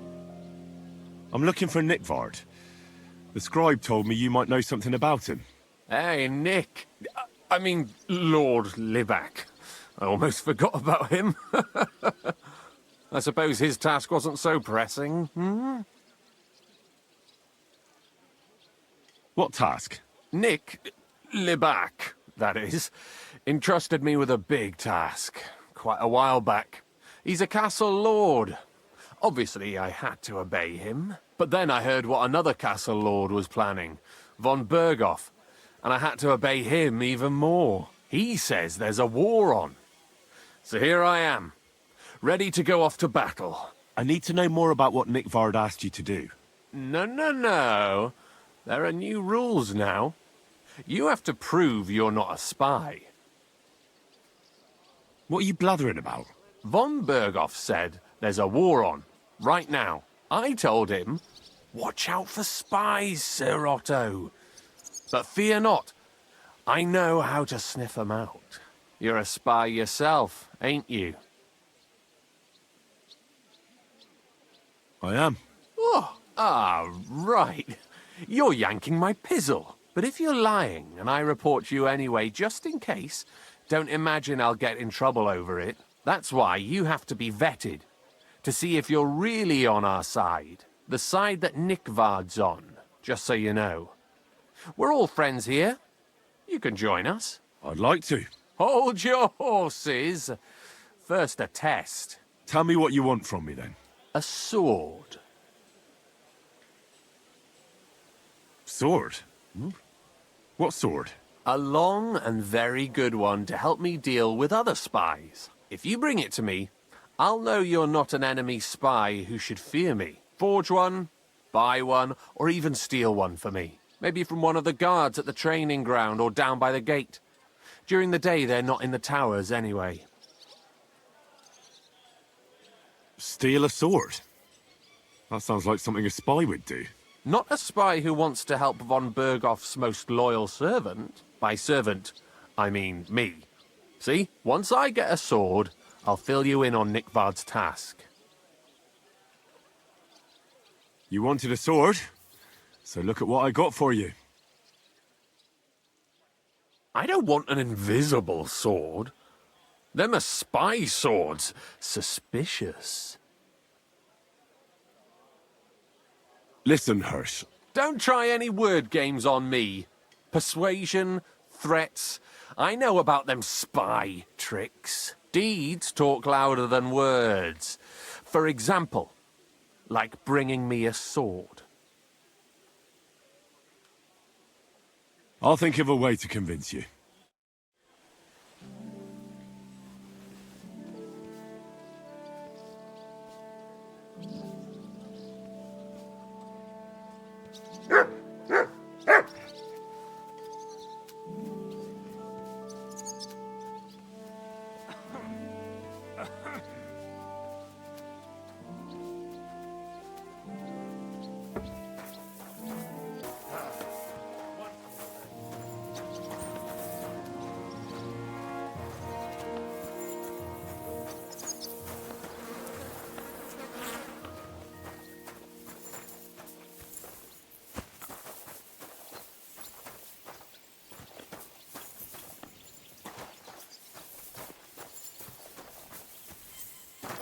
Good day.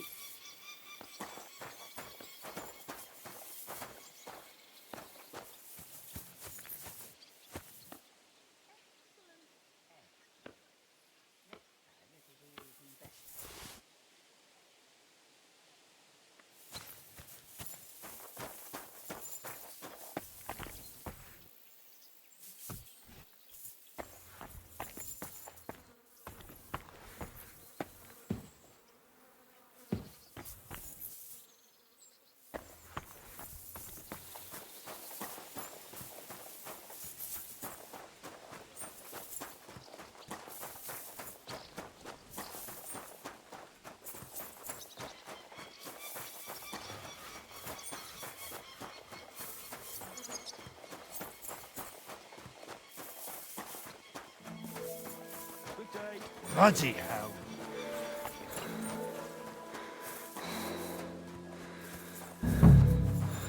Praise the Lord. Good to see you, friend. How's it going? About Nickvard. Got that sword yet, spy? You wanted a sword? So look at what I got for you. That's perfect. Lovely. I don't think you're a spy. Can't say for sure, but you seem all right. What about Nickvard, then? Nickvard asked me to do something for him. He must have admired my devotion to Lord von Berghoff. Either way, Nick looked troubled and not very healthy. He wanted me to fetch him something he lost outside the castle, and I told him I would. At least I could check to see if anyone was sneaking around about the castle. But then Nickvard clutched his belly and ran off. So I never found out what he wanted, or from where. That's all? Aye. If you run into Nickvard, ask him if he still needs it or whether he found it himself. I'll be going into war soon, so I don't have time for these things, see? I'll tell him.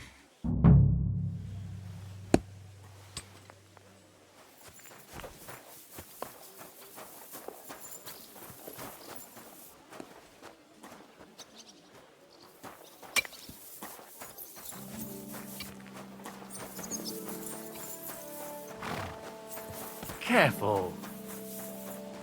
God bless.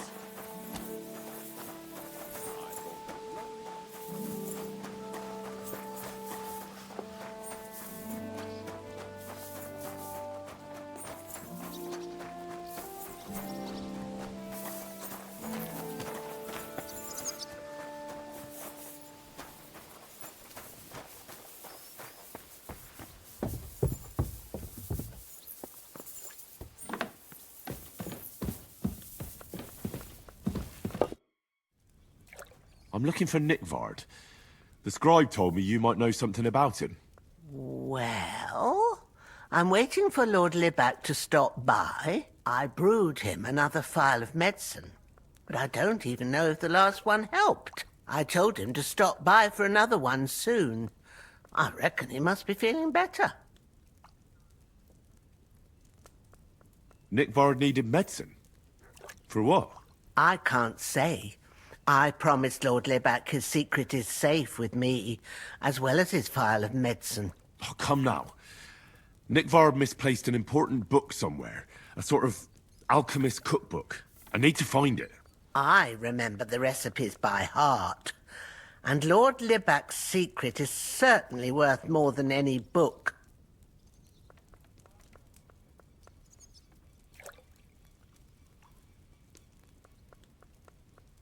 Listen, Bertha. I'm not here to chew the fat with you. You're gonna tell me right now what you brewed for Nickvard. Understand? Don't mess with me. Christ, are you possessed or something? Take it easy, you'll find out soon enough. Well, it's a common potion for a bellyache. Just better tasting. It helps your meals go down easier and come out slower the other end. In that regard, Lord Libac had, well, how to say it? Everything came out much too quickly. Just say it. He shot himself. It was in the privy down below the Crone, by the training ground below the guardhouse. I helped him clean his hose and made him the medicine, and I promised that I wouldn't say anything. Lord Libac is quite particular about the impression he makes on the young maids, you know. He didn't want this little episode to put them off. That's why he didn't use the privy near the maids' quarters, though it's closer to his chamber, but to the arena instead, and only when there weren't any soldiers around. But this time, it caught up with him. Is that all? What else is there to say? That the entire time he looked as if he'd done the worst thing in the world. It happens to the best of us. And I told him as much then. I'm just surprised he never came back for another file. I must say, he did look as if the fate of the entire castle was suddenly on his shoulders. I don't know if this is going to do me any good. Well, you could have found a worse clue. Thanks anyway.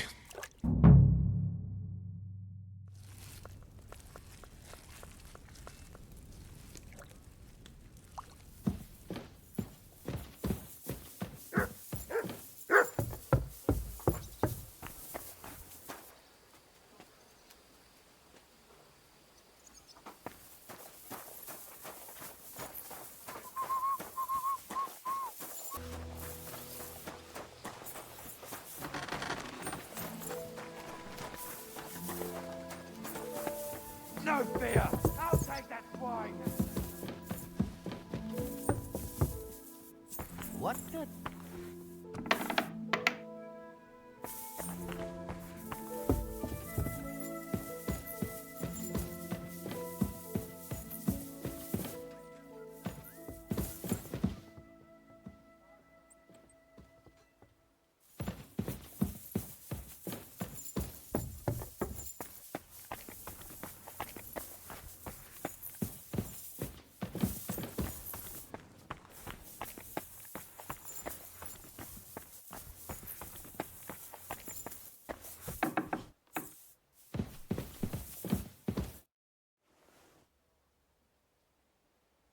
About that lost alchemy book. Please tell me you found it. Not yet. But I searched for Nickvard, and I have some clues. Tell me what you've learnt, then. It looks like Nickvard brewed some sort of potion from the book. He told Regina it would restore his youth, but the potion didn't sit well with him. He must have spent a lot of time on the privy at the training grounds below the Crone. Bertha brewed a digestive potion for him, but it didn't work. When he wasn't shitting or writing notes to servants, he asked Hirsch to bring him something from beyond the castle walls. He lost something there, and then he vanished without a trace. What do you think about it?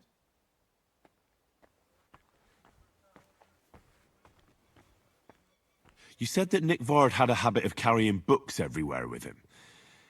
If that was the case with the alchemy one, it's possible it fell down the latrine while he was shitting by the training ground. And now it's lying somewhere on the cliffs beyond Trotsky. That actually sounds quite likely to me.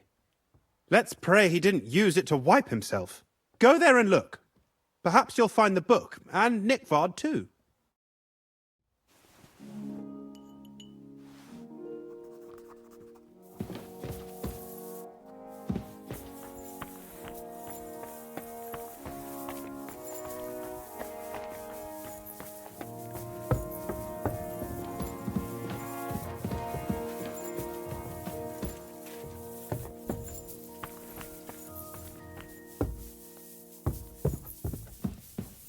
So here you are! Now I've got you. Ah. Haven't you had enough? I'll kill you on the spot if you don't yield. Calm down! I surrender! Felt like doing a bit of robbery, did you? Snooping around on other people's property like that? For now, you'll pay a fine, but if we find out there's anything missing, we'll charge you with theft.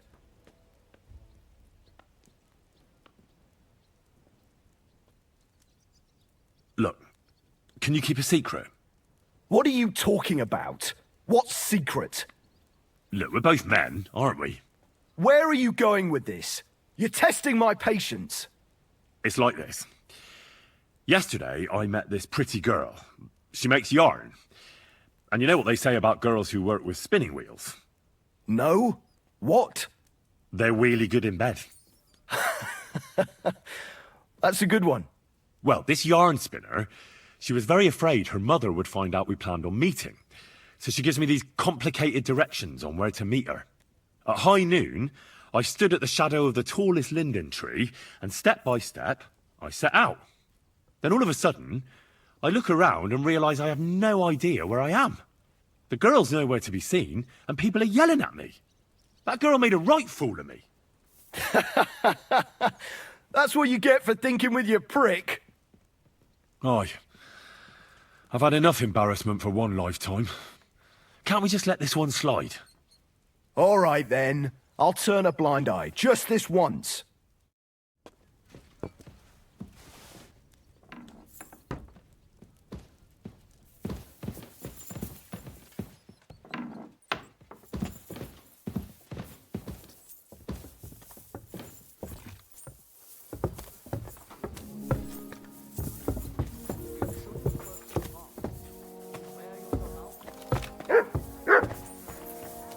Good doggy, good boy.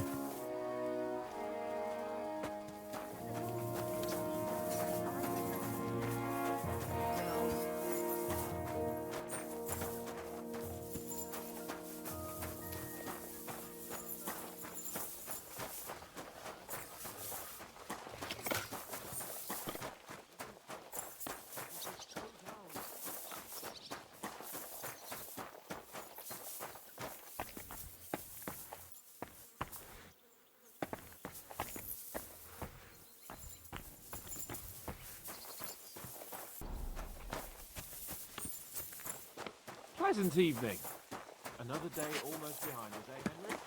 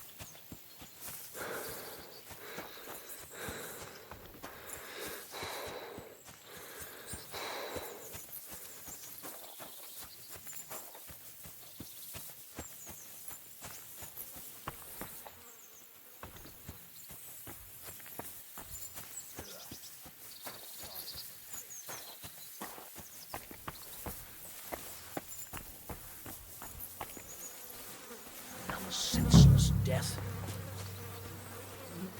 You must be Nick Vard, eh? Poor Oh, wretch. where's that damn gravedigger?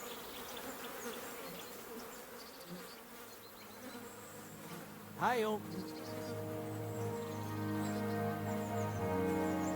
It's starting to stink. Sand-coloured cover, embossed. That'll be the book Crazel wants, but it's quite ordinary. Apart from being covered in shit.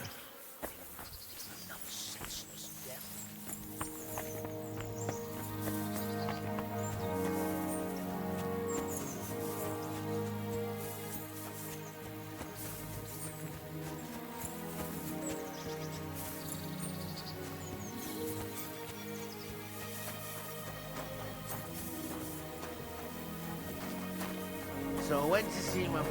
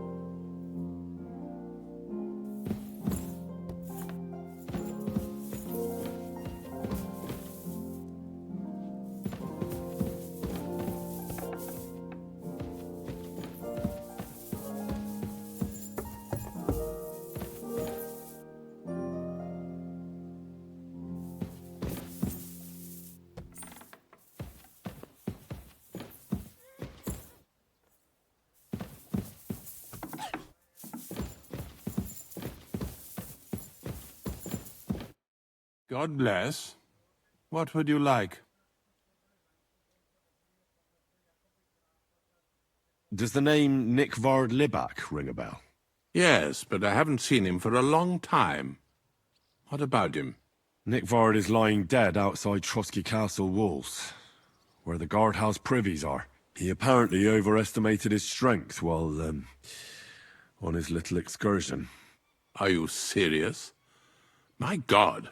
I'll send someone there immediately.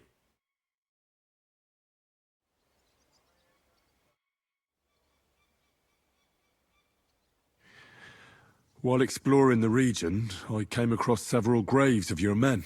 Ah, yes. Captain Thomas and his men were not the only ones not to return. At least we know what happened to them. Here. Something for your trouble.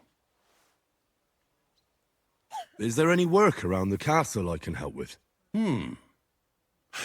Well, there's the issue with the demons. Demons? Quiet!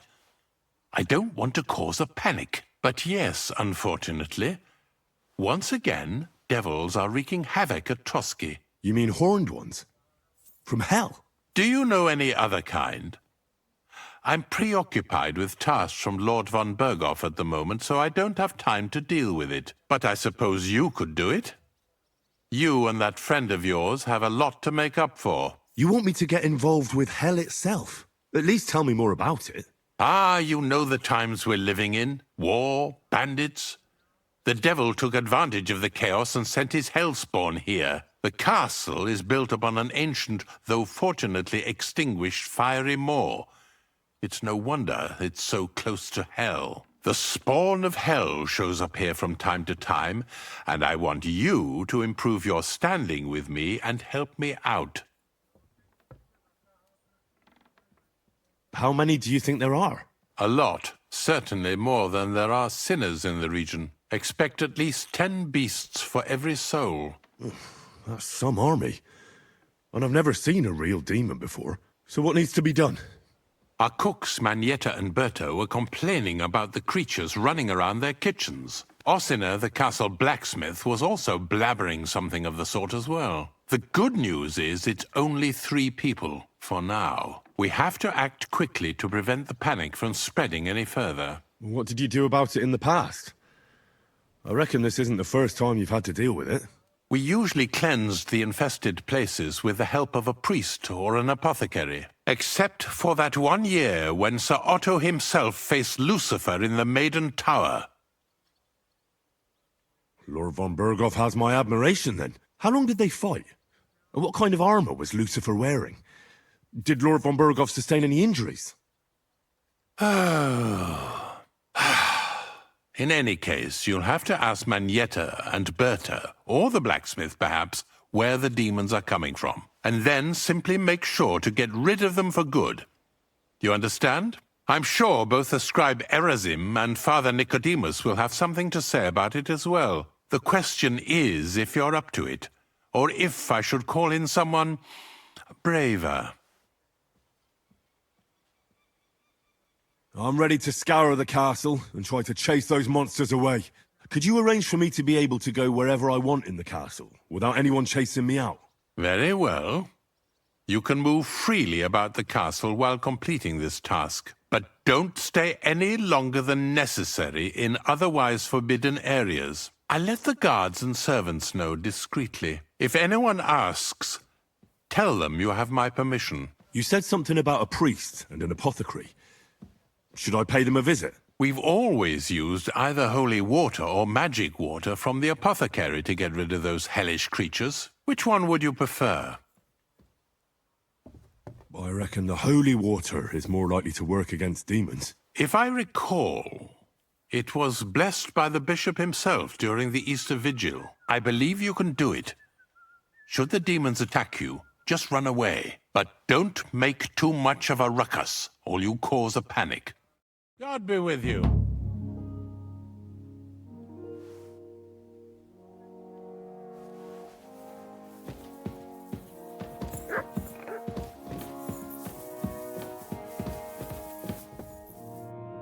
Good afternoon.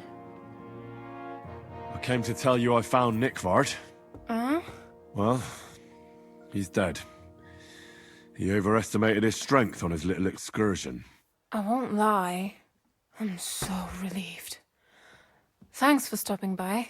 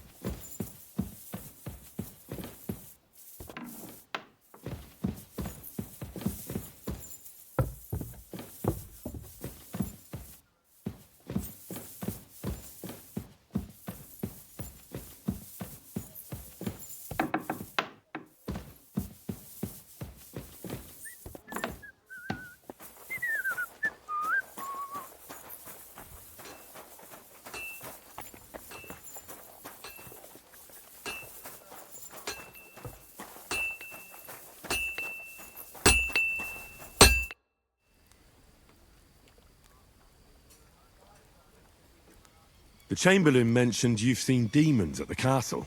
You're damn right I did. What do you know about it? Nothing. That's why I came to you. I'm sure at least half a dozen demons have taken up residence in the western courtyard. If the Chamberlain didn't tell you how dangerous this is for all of us, I'm telling you now. Of course he told me. That's why we're trying to resolve this as quickly as possible. I'm glad to hear it. Give those demons their due. Tell me what you know, then. You know the guardhouse with the little arena? In the palace below the Crone, over by the outer wall? Inside, I mean, on the ground floor. The place stinks like hell, day in and day out. It makes my head spin. I've seen things there with my own eyes I'd rather not talk about. I'd start the investigation there if I were you. All right. I'll look into it.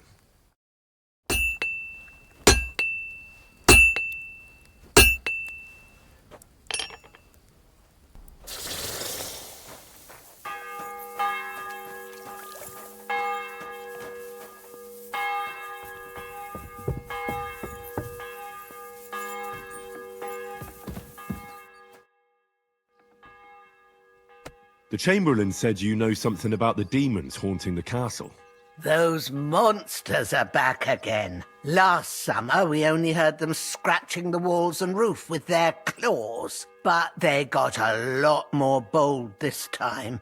They're leaving charred marks on my wooden spoons, throwing clumps in my food, and they're constantly leaving their droppings in my kitchen. Don't worry. The Chamberlain is taking this very seriously. He sent me to take care of it. My eyes and ears aren't what they used to be, but I still know everything that's going on around here. Be on the lookout for people walking arse first. That's how the demons disguise themselves, so you can't see their hollow inside. All right.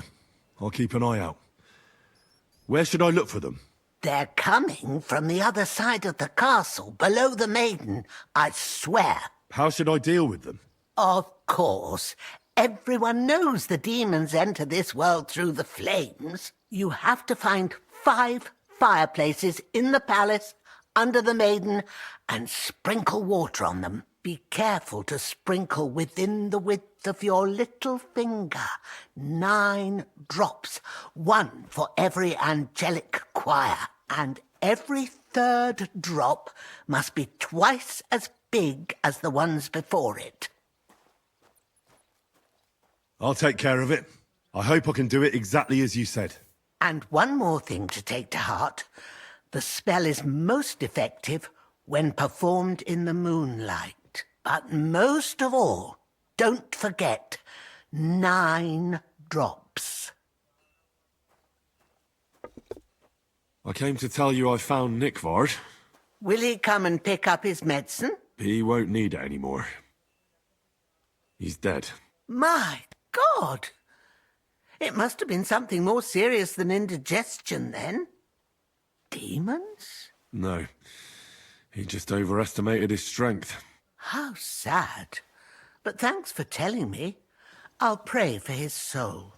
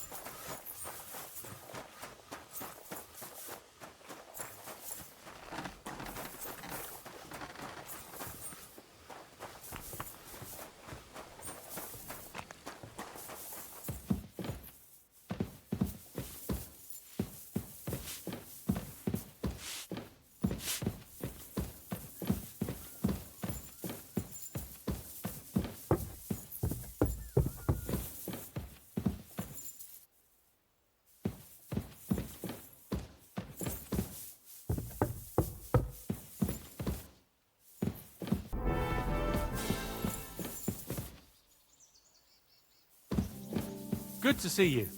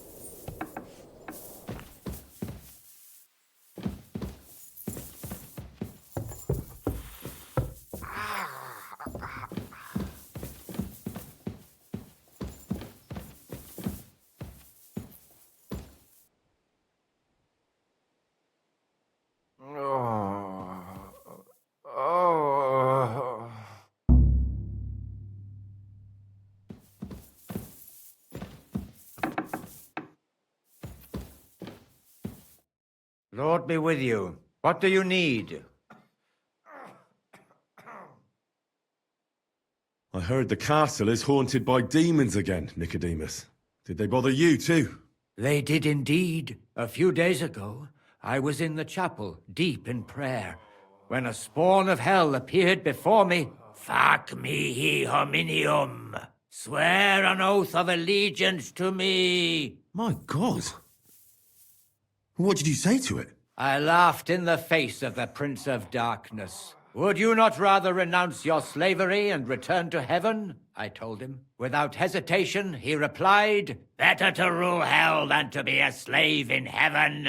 And then he disappeared, veiled in a terrible, foul-smelling smoke. Phew. That sounds horrifying. But anyway, like I said, I was told to sprinkle water. If they dare try that even on a man of faith, nothing else will help. I'm glad you have faith in the Lord, and not in some old wives' tales. Now take up your task, and rid us of that hellspawn. May the Lord guide you.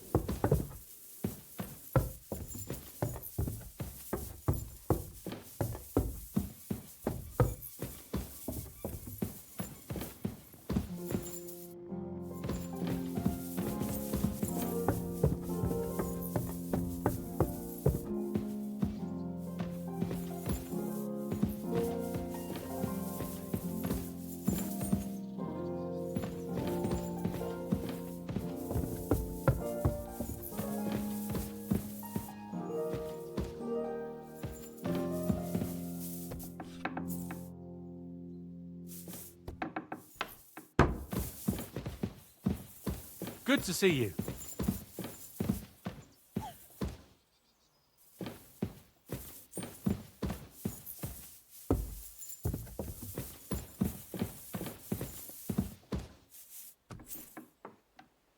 God be with you.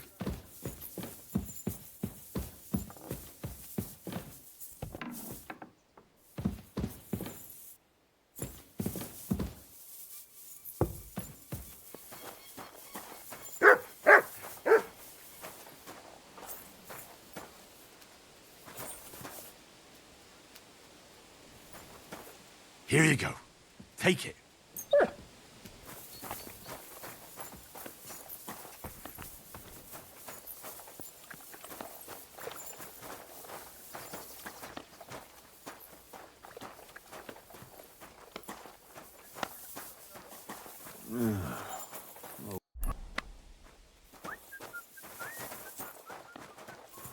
God bless you.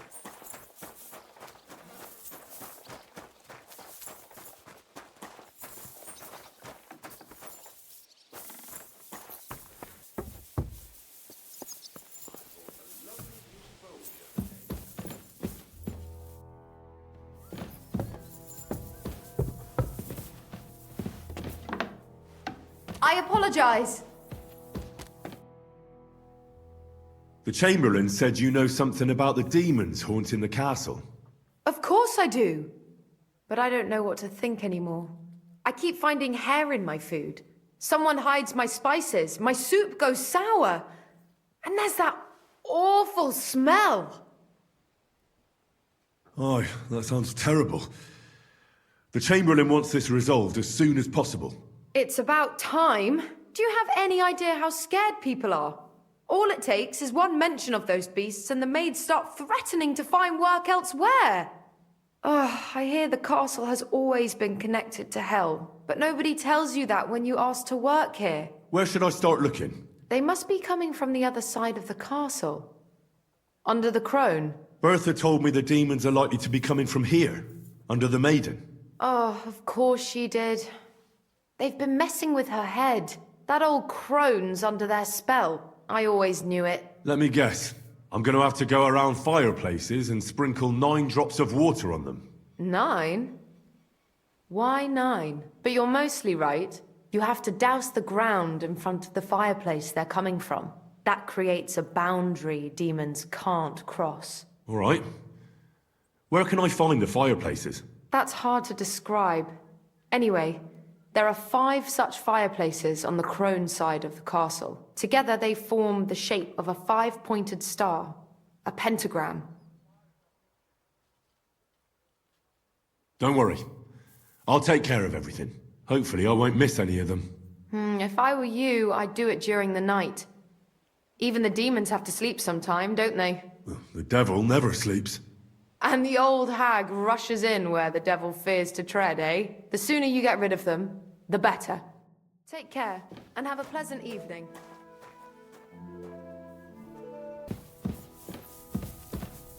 Eight, 9...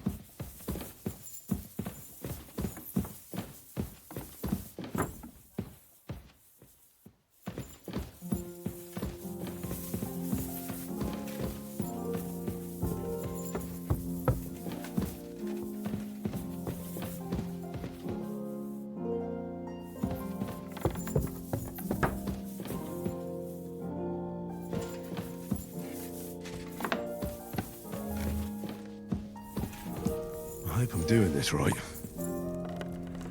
What do we have here? Greetings, sir.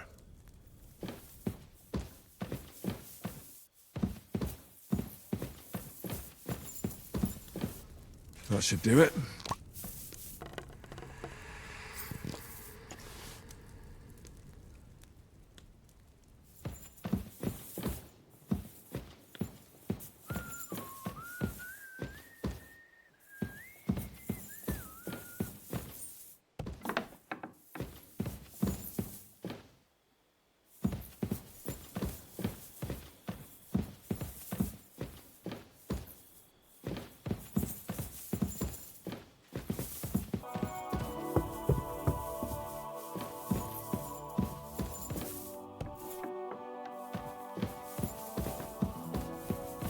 That should do it. Wouldn't you rather throw in some more wood instead?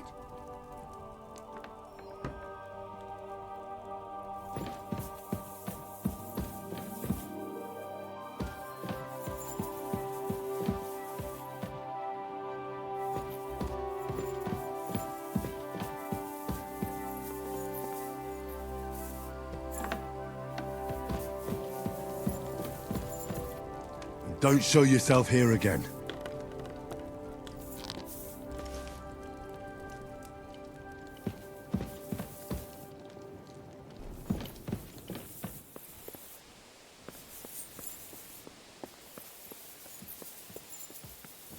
Good to see you.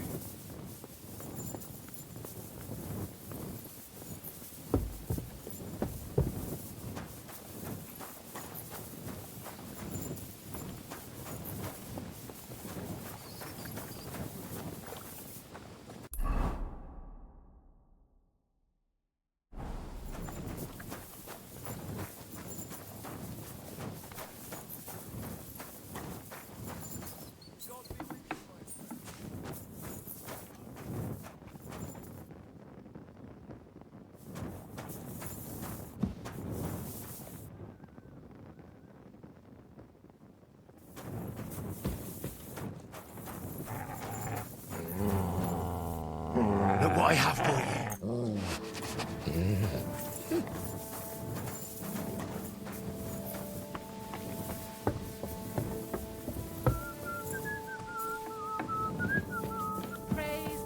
Back to hell with you. Is this how they clean floors around here now?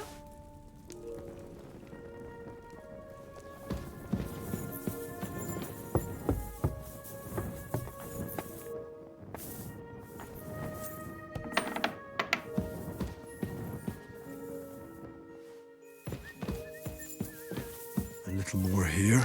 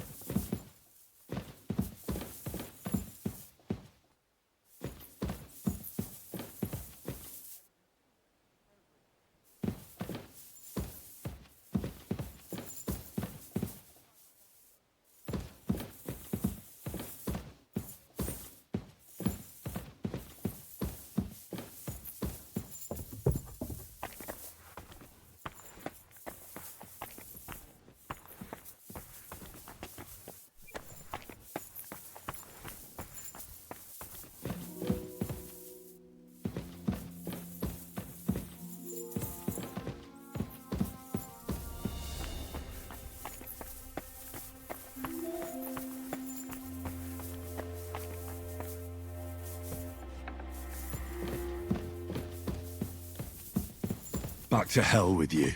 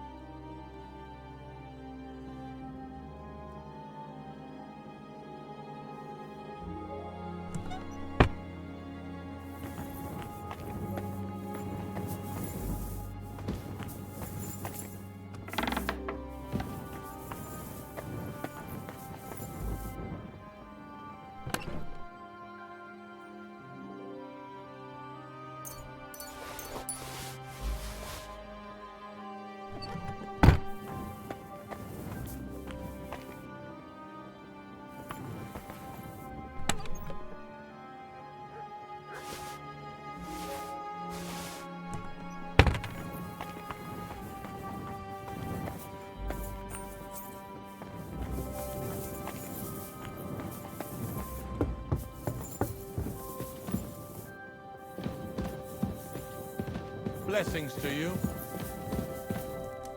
A little more here.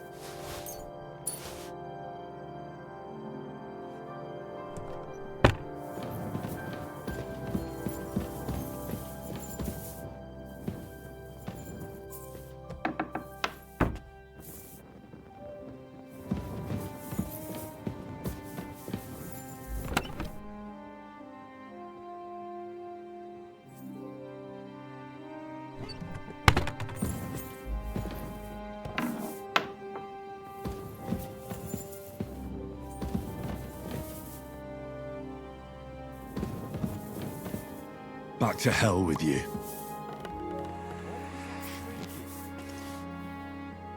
Greetings to you.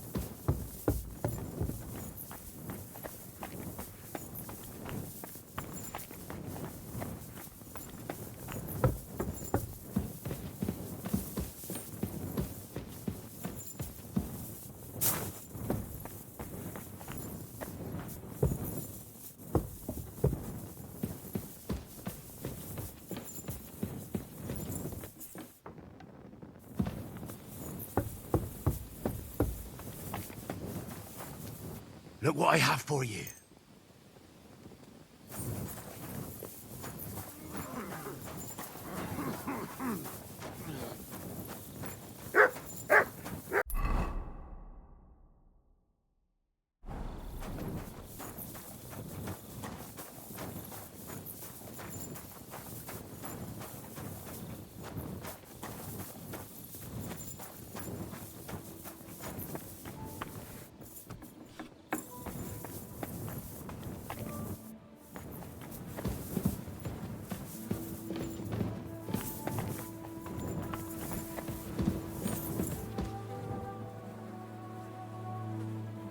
Privies for the soldiers, but not a demon in sight.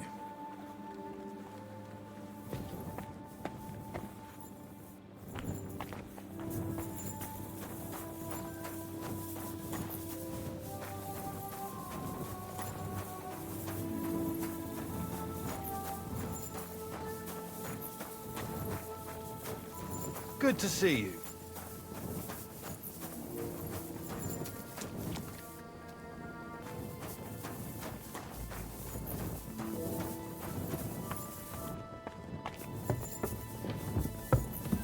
Hey? Why aren't you asleep? Ah, you must have been wrong about those demons. The place you described to me was just a shitter. You're right. My bad. I realised as soon as you left. So where should I start looking for those demons? I was actually going to send you to the palace below the Maiden Tower. It's upstairs, near Lord von Burgos and the Burgrave's chambers. I hear a mysterious door appears right next to the staircase leading to the tower. It must be the devil's work. All right, I'll have a look. But you better not be messing with me. Take care.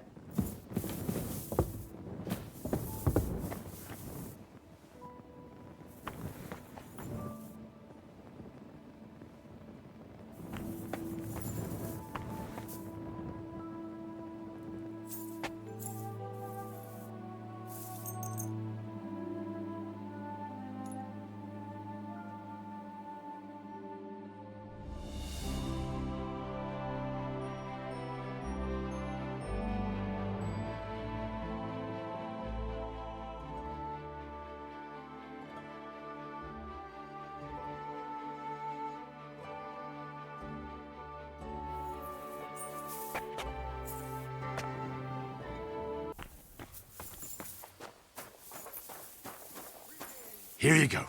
Take it. I bought a lovely U-boat yesterday for a great floating you, for God's sake. What a waste of money. Didn't you hear that the king himself announced that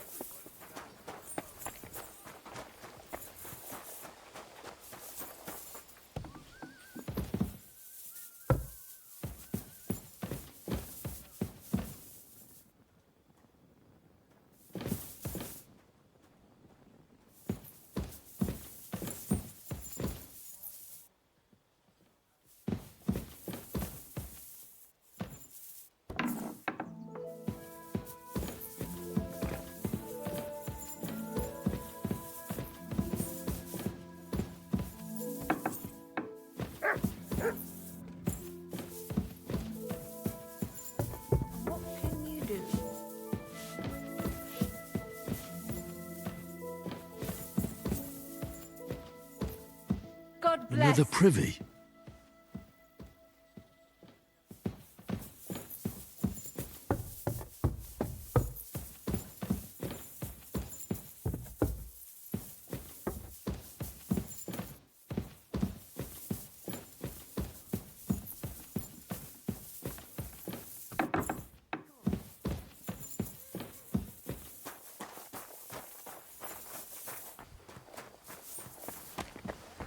I'm sorry. The place you sent me to was just another privy. I'm starting to lose my patience.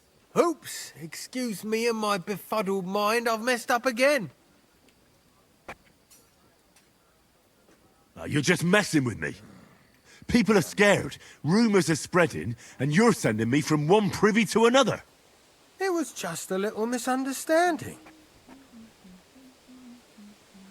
Where the hell are these demons? Tell me. Look around the staircase leading to the scribe's chamber, near the maid's quarters. It's between the palace below the crone and the tower. That reeking, hellish door must be hidden there. I swear, if this is another shitter... Of course not. I wouldn't dare threaten the security of the castle. If there's nothing there, you'll have me to answer to. I'm sure you'll find something. I'd get my weapon ready if I were you. If this is another joke, you'll really piss me off. See you soon, my friend.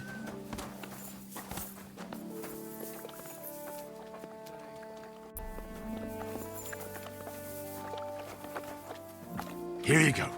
Take it.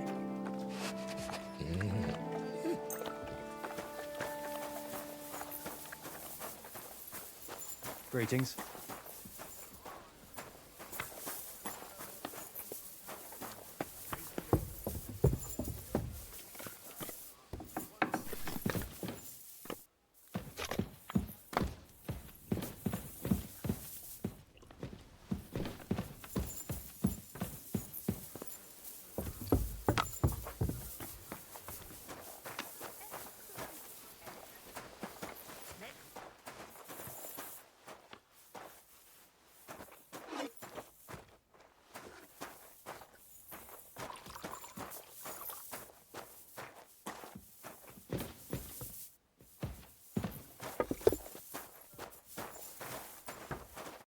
What do you want from me, you beggar?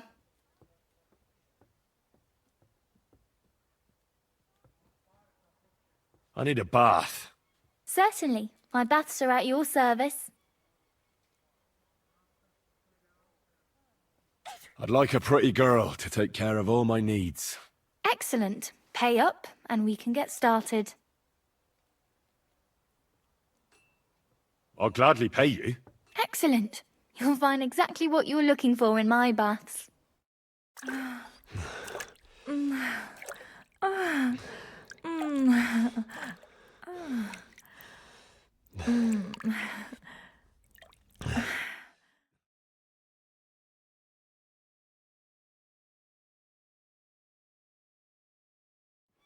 Look, don't try that again. I've no need for stuff like that.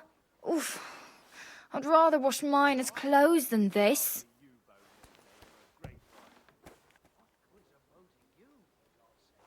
Oh, you mutt. a good bow on hand. Which king would that be? Oh, I don't know exactly.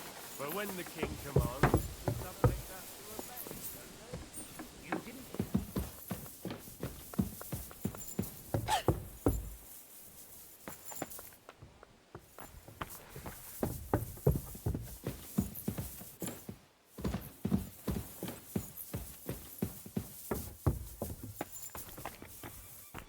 I'm just making a fool of myself.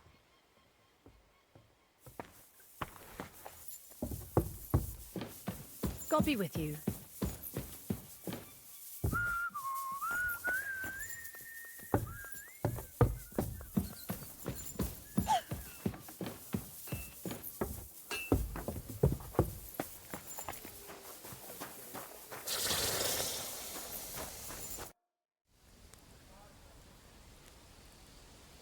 Blacksmith? Let me guess. You didn't find any demons? I'm done looking for them. There's no need to anyway. You made so much noise the demons all crawled back underground. Christ! To think, I'd find a moron who'd buy it 3 times in a row. 3 times! So you were just wasting my time? Not at all! Next time your belly starts rumbling, you'll know exactly where to go. I feel like I've been possessed by a demon, and it's driving me to kick your arse. Have you lost your sense of humour as well as your sense of smell? Try me, lad. You'll be leaving this castle on a stretcher.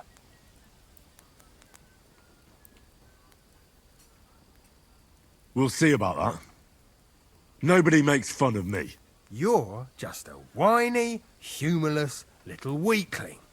And soon enough, you'll have a busted lip. Hell with you!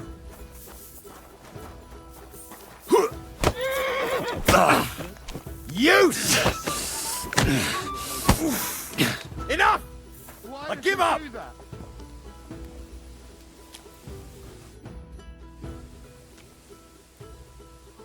Have you had enough? Fuck! Alright, enough! I've got half a mind to shove your face in all 3 of those shitters, but I reckon this'll do. Aye, I've had enough. Care for now.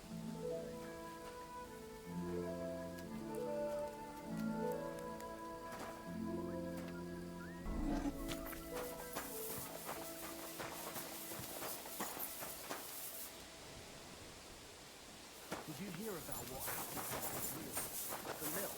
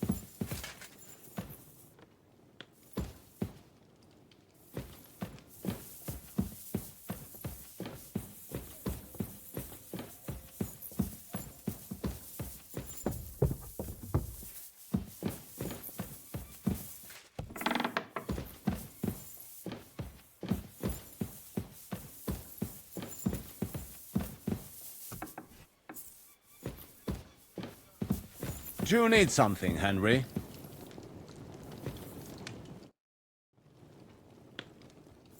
I took care of those demons. They shouldn't be a problem anymore. I've still got chills down my spine thinking about those screams. Hopefully things will quieten down again for a while. Most importantly... I decided to help Ossiner as well, but it didn't exactly end well. All the quarrels and strife were brought here by the demons. Things should quieten down now. Anyway, the job is done. Trotsky Castle, held by Sir Otto von Berghoff, Lord of Berlin, Royal Chamberlain of the Kingdom of Bohemia, Chairman of the Provincial Court, Member of the Crown Council, Magistrate of the Peace, Burgrave of Prague, thanks you. I didn't fight Lucifer like Sir Otto, but even so, the demons should leave you alone.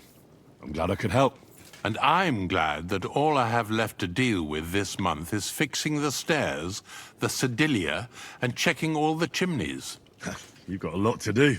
There's always something to do at a big castle like this. Also, don't think you can continue to move freely about the castle. You are hereby stripped of that privilege.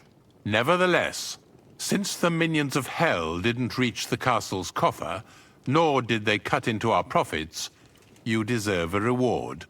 God be with you.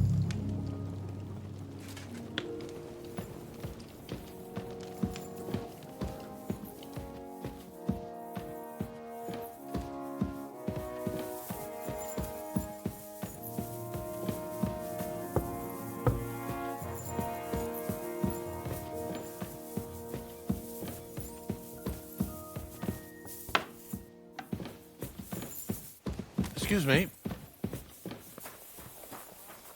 Good to see you. Greetings.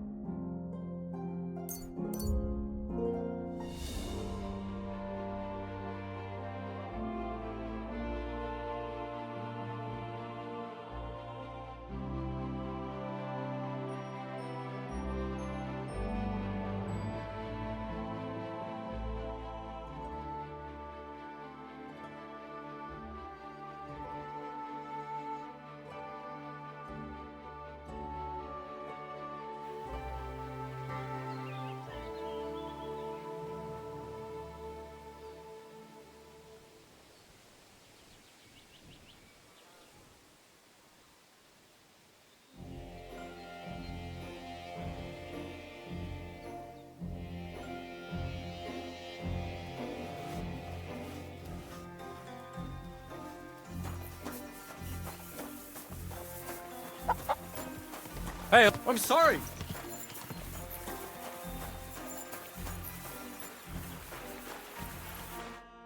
Good day to you. I have the book for you. Well, I must admit, I haven't had an apprentice this handy in a long time. Zinnik has nothing on you. I had a peek inside. The pictures are nice, but what do you want to learn from them? You'll find out soon enough. Show me that miraculous thing. This really is something. But why is it all covered in shit, for fuck's sake? Let's just say the scribe didn't have it. It actually wasn't even in the castle. Under it, really. Oh, refining saltpeter. Boil wine and alum. Grind.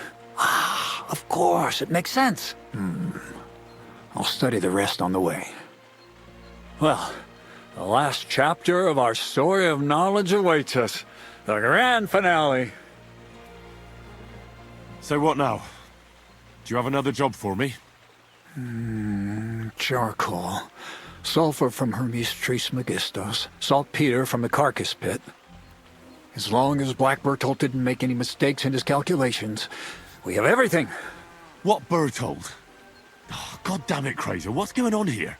I'm tired of flying back and forth like a rag on a stick. I won't be led around by the nose. Will you finally tell me what's going on? Believe it or not, all this secrecy had its reasons. But now I don't have to hide anything from you. It's time. We'll meet with the others in the lair, and there you'll learn the whole truth. You go ahead. I'm going to get a few things ready here.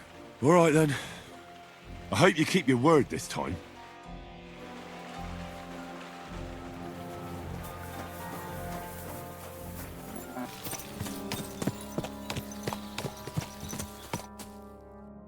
What'll happen now?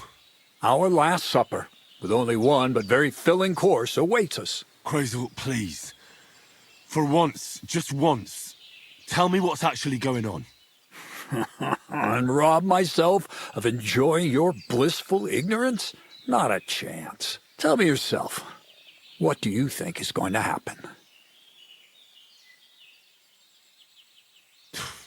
Like always. You'll send me off somewhere to look for something, and you'll have a fancy speech to go with it. He knows you now as well as we do, Miller. I do tend to do that, true enough. But no, today things will be different. Bonnie will start today. At least I'll finally see if she understood my teachings. Bonnie? First of all, I'd like to thank you on behalf of the whole gang for all the work you've done. We could never have finished the job without you. We found 2 new partners, you and Monarch here. It's good to have someone to rely on. So, it's time we started being honest with you, so you can finally learn the whole truth. Not yet. Let's pull up that uppity bastard's leg a bit longer. That's the fun part! Never mind him. Speak. All right, then. This whole time, you've been collecting ingredients and clues for us. But, so you wouldn't go nosing around, we always told you it was for something different than it actually was. The miller here calls it tackets. Tactics, you idiot. And everything worked out according to plan. So today we're finally close to our great success. With the help of Hermes Trismegistos and his successors, we'll finally complete the dream of all alchemists. Our magnum opus. Exactly, Bonnie. Magnum opus. A great work of alchemy. You're trying to make the Philosopher's Stone. I see you've learned something after all. But no, the Philosopher's Stone isn't our goal. Let's see then, Henry. What is it you think we're making here?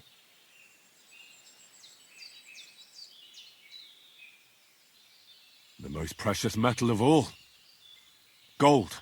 Well, Henry's not too far from the truth after all, don't you think?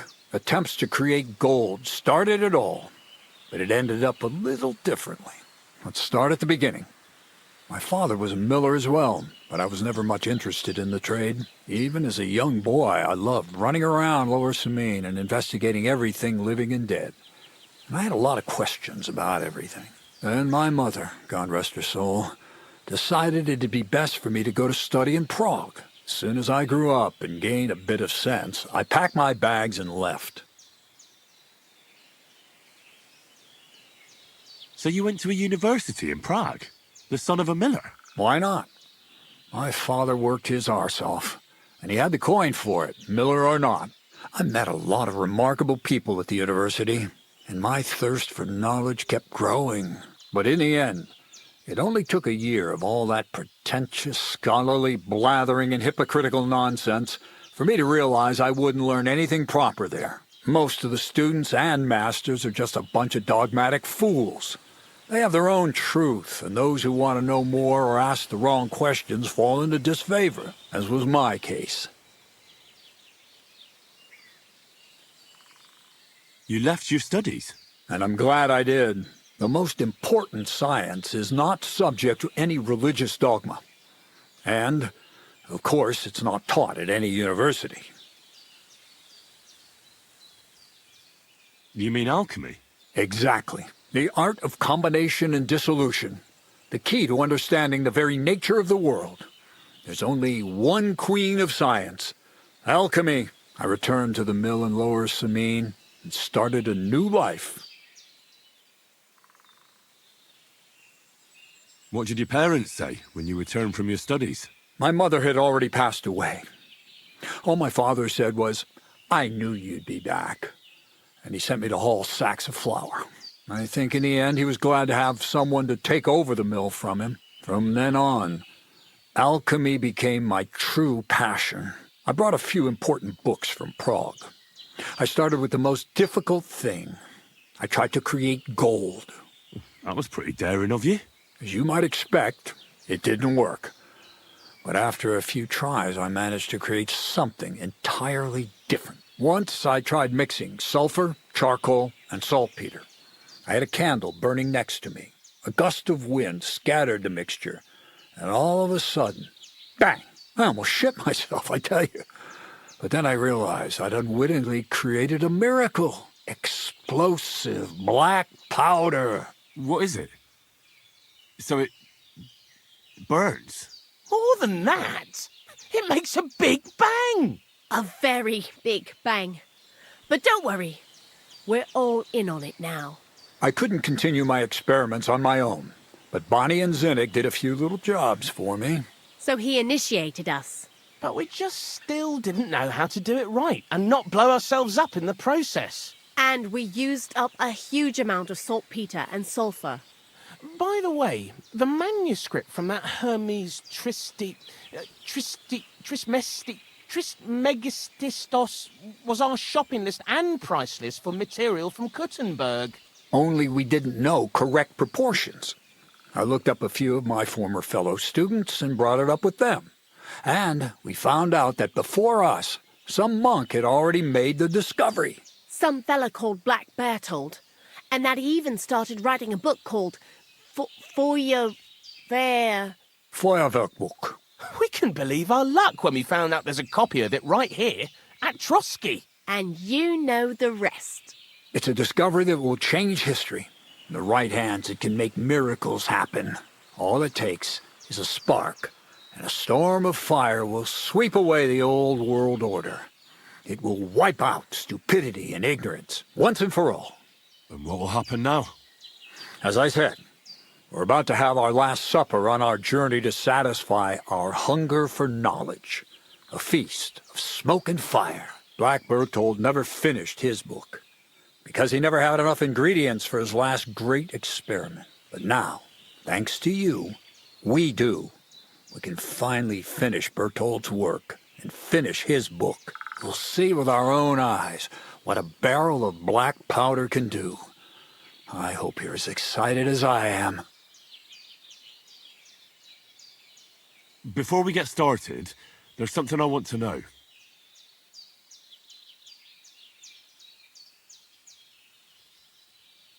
What is it you're going to do with this powder? During wartime, like it is now, a flammable and explosive mixture like this has more uses than you can imagine. If we had a few big barrels of the stuff, we could demolish Trotsky if we wanted to. And maybe we will. All of us here are truly passionate about the idea of a new world. And now it's within our grasp. I've heard enough. Now I want to see that with my own eyes. Let's do it then. Bonnie, is everything ready? Indeed it is. We can get started. Long live the beautiful new world.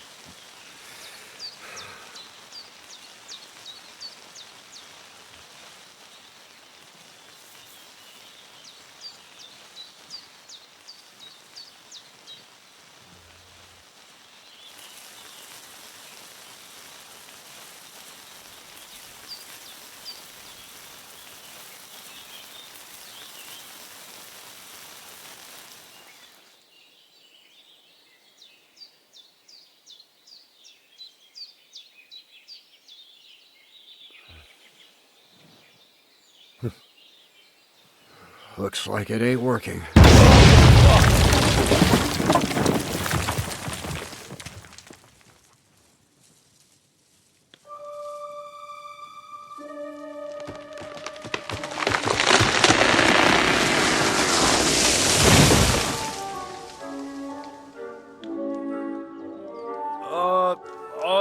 say it works just fine. This will change history.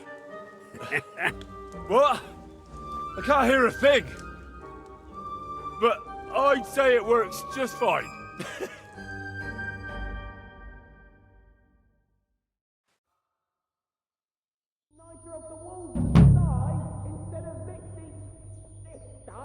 As long as you listen to me and keep the proportions right, you won't run me out.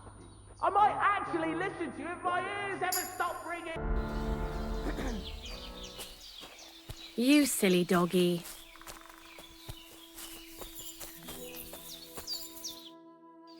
You really led me on about the gunpowder magazine, didn't you? A golem made of dough, souls inside saltpeter, the secrets of light and shadow. That was all just empty talk, wasn't it? Not exactly. It's all based on the real philosophy of the Jewish Kabbalah. I studied the writings of Bonaventura and Dietrich von Freiberg, but it was never in my interest to put their theories into practice. But they work brilliantly as a cover-up, don't you think? I really thought you'd have a golem made from dough walking around the mill, or that I could become invisible. Ah, but black powder is no less a miraculous creation. So for the last... I'll do what I promised, and what will most likely be my fate. I'm going to gather together all the knowledge I've acquired and finish Black Berthold's book. I'll finish his opus. Uh-huh. And what about me? That's up to you, Henry. You're a free man. Lord Samin has no hold over you, and never did. You know, the inevitability of God's plan takes no interest in people like you and me. We'll always be little people, beneath it all. That sounds somehow hopeful in a peculiar way, I'd say. Now I'm even happier about the great thing we've accomplished here. The ideal conclusion, I'd say. Maybe it's time to carry sacks at a different mill. But if you're still interested in learning a bit more, drawing from the well of alchemical knowledge... I know where to find you. Indeed. Appraisal? The fuse didn't catch immediately. I told you that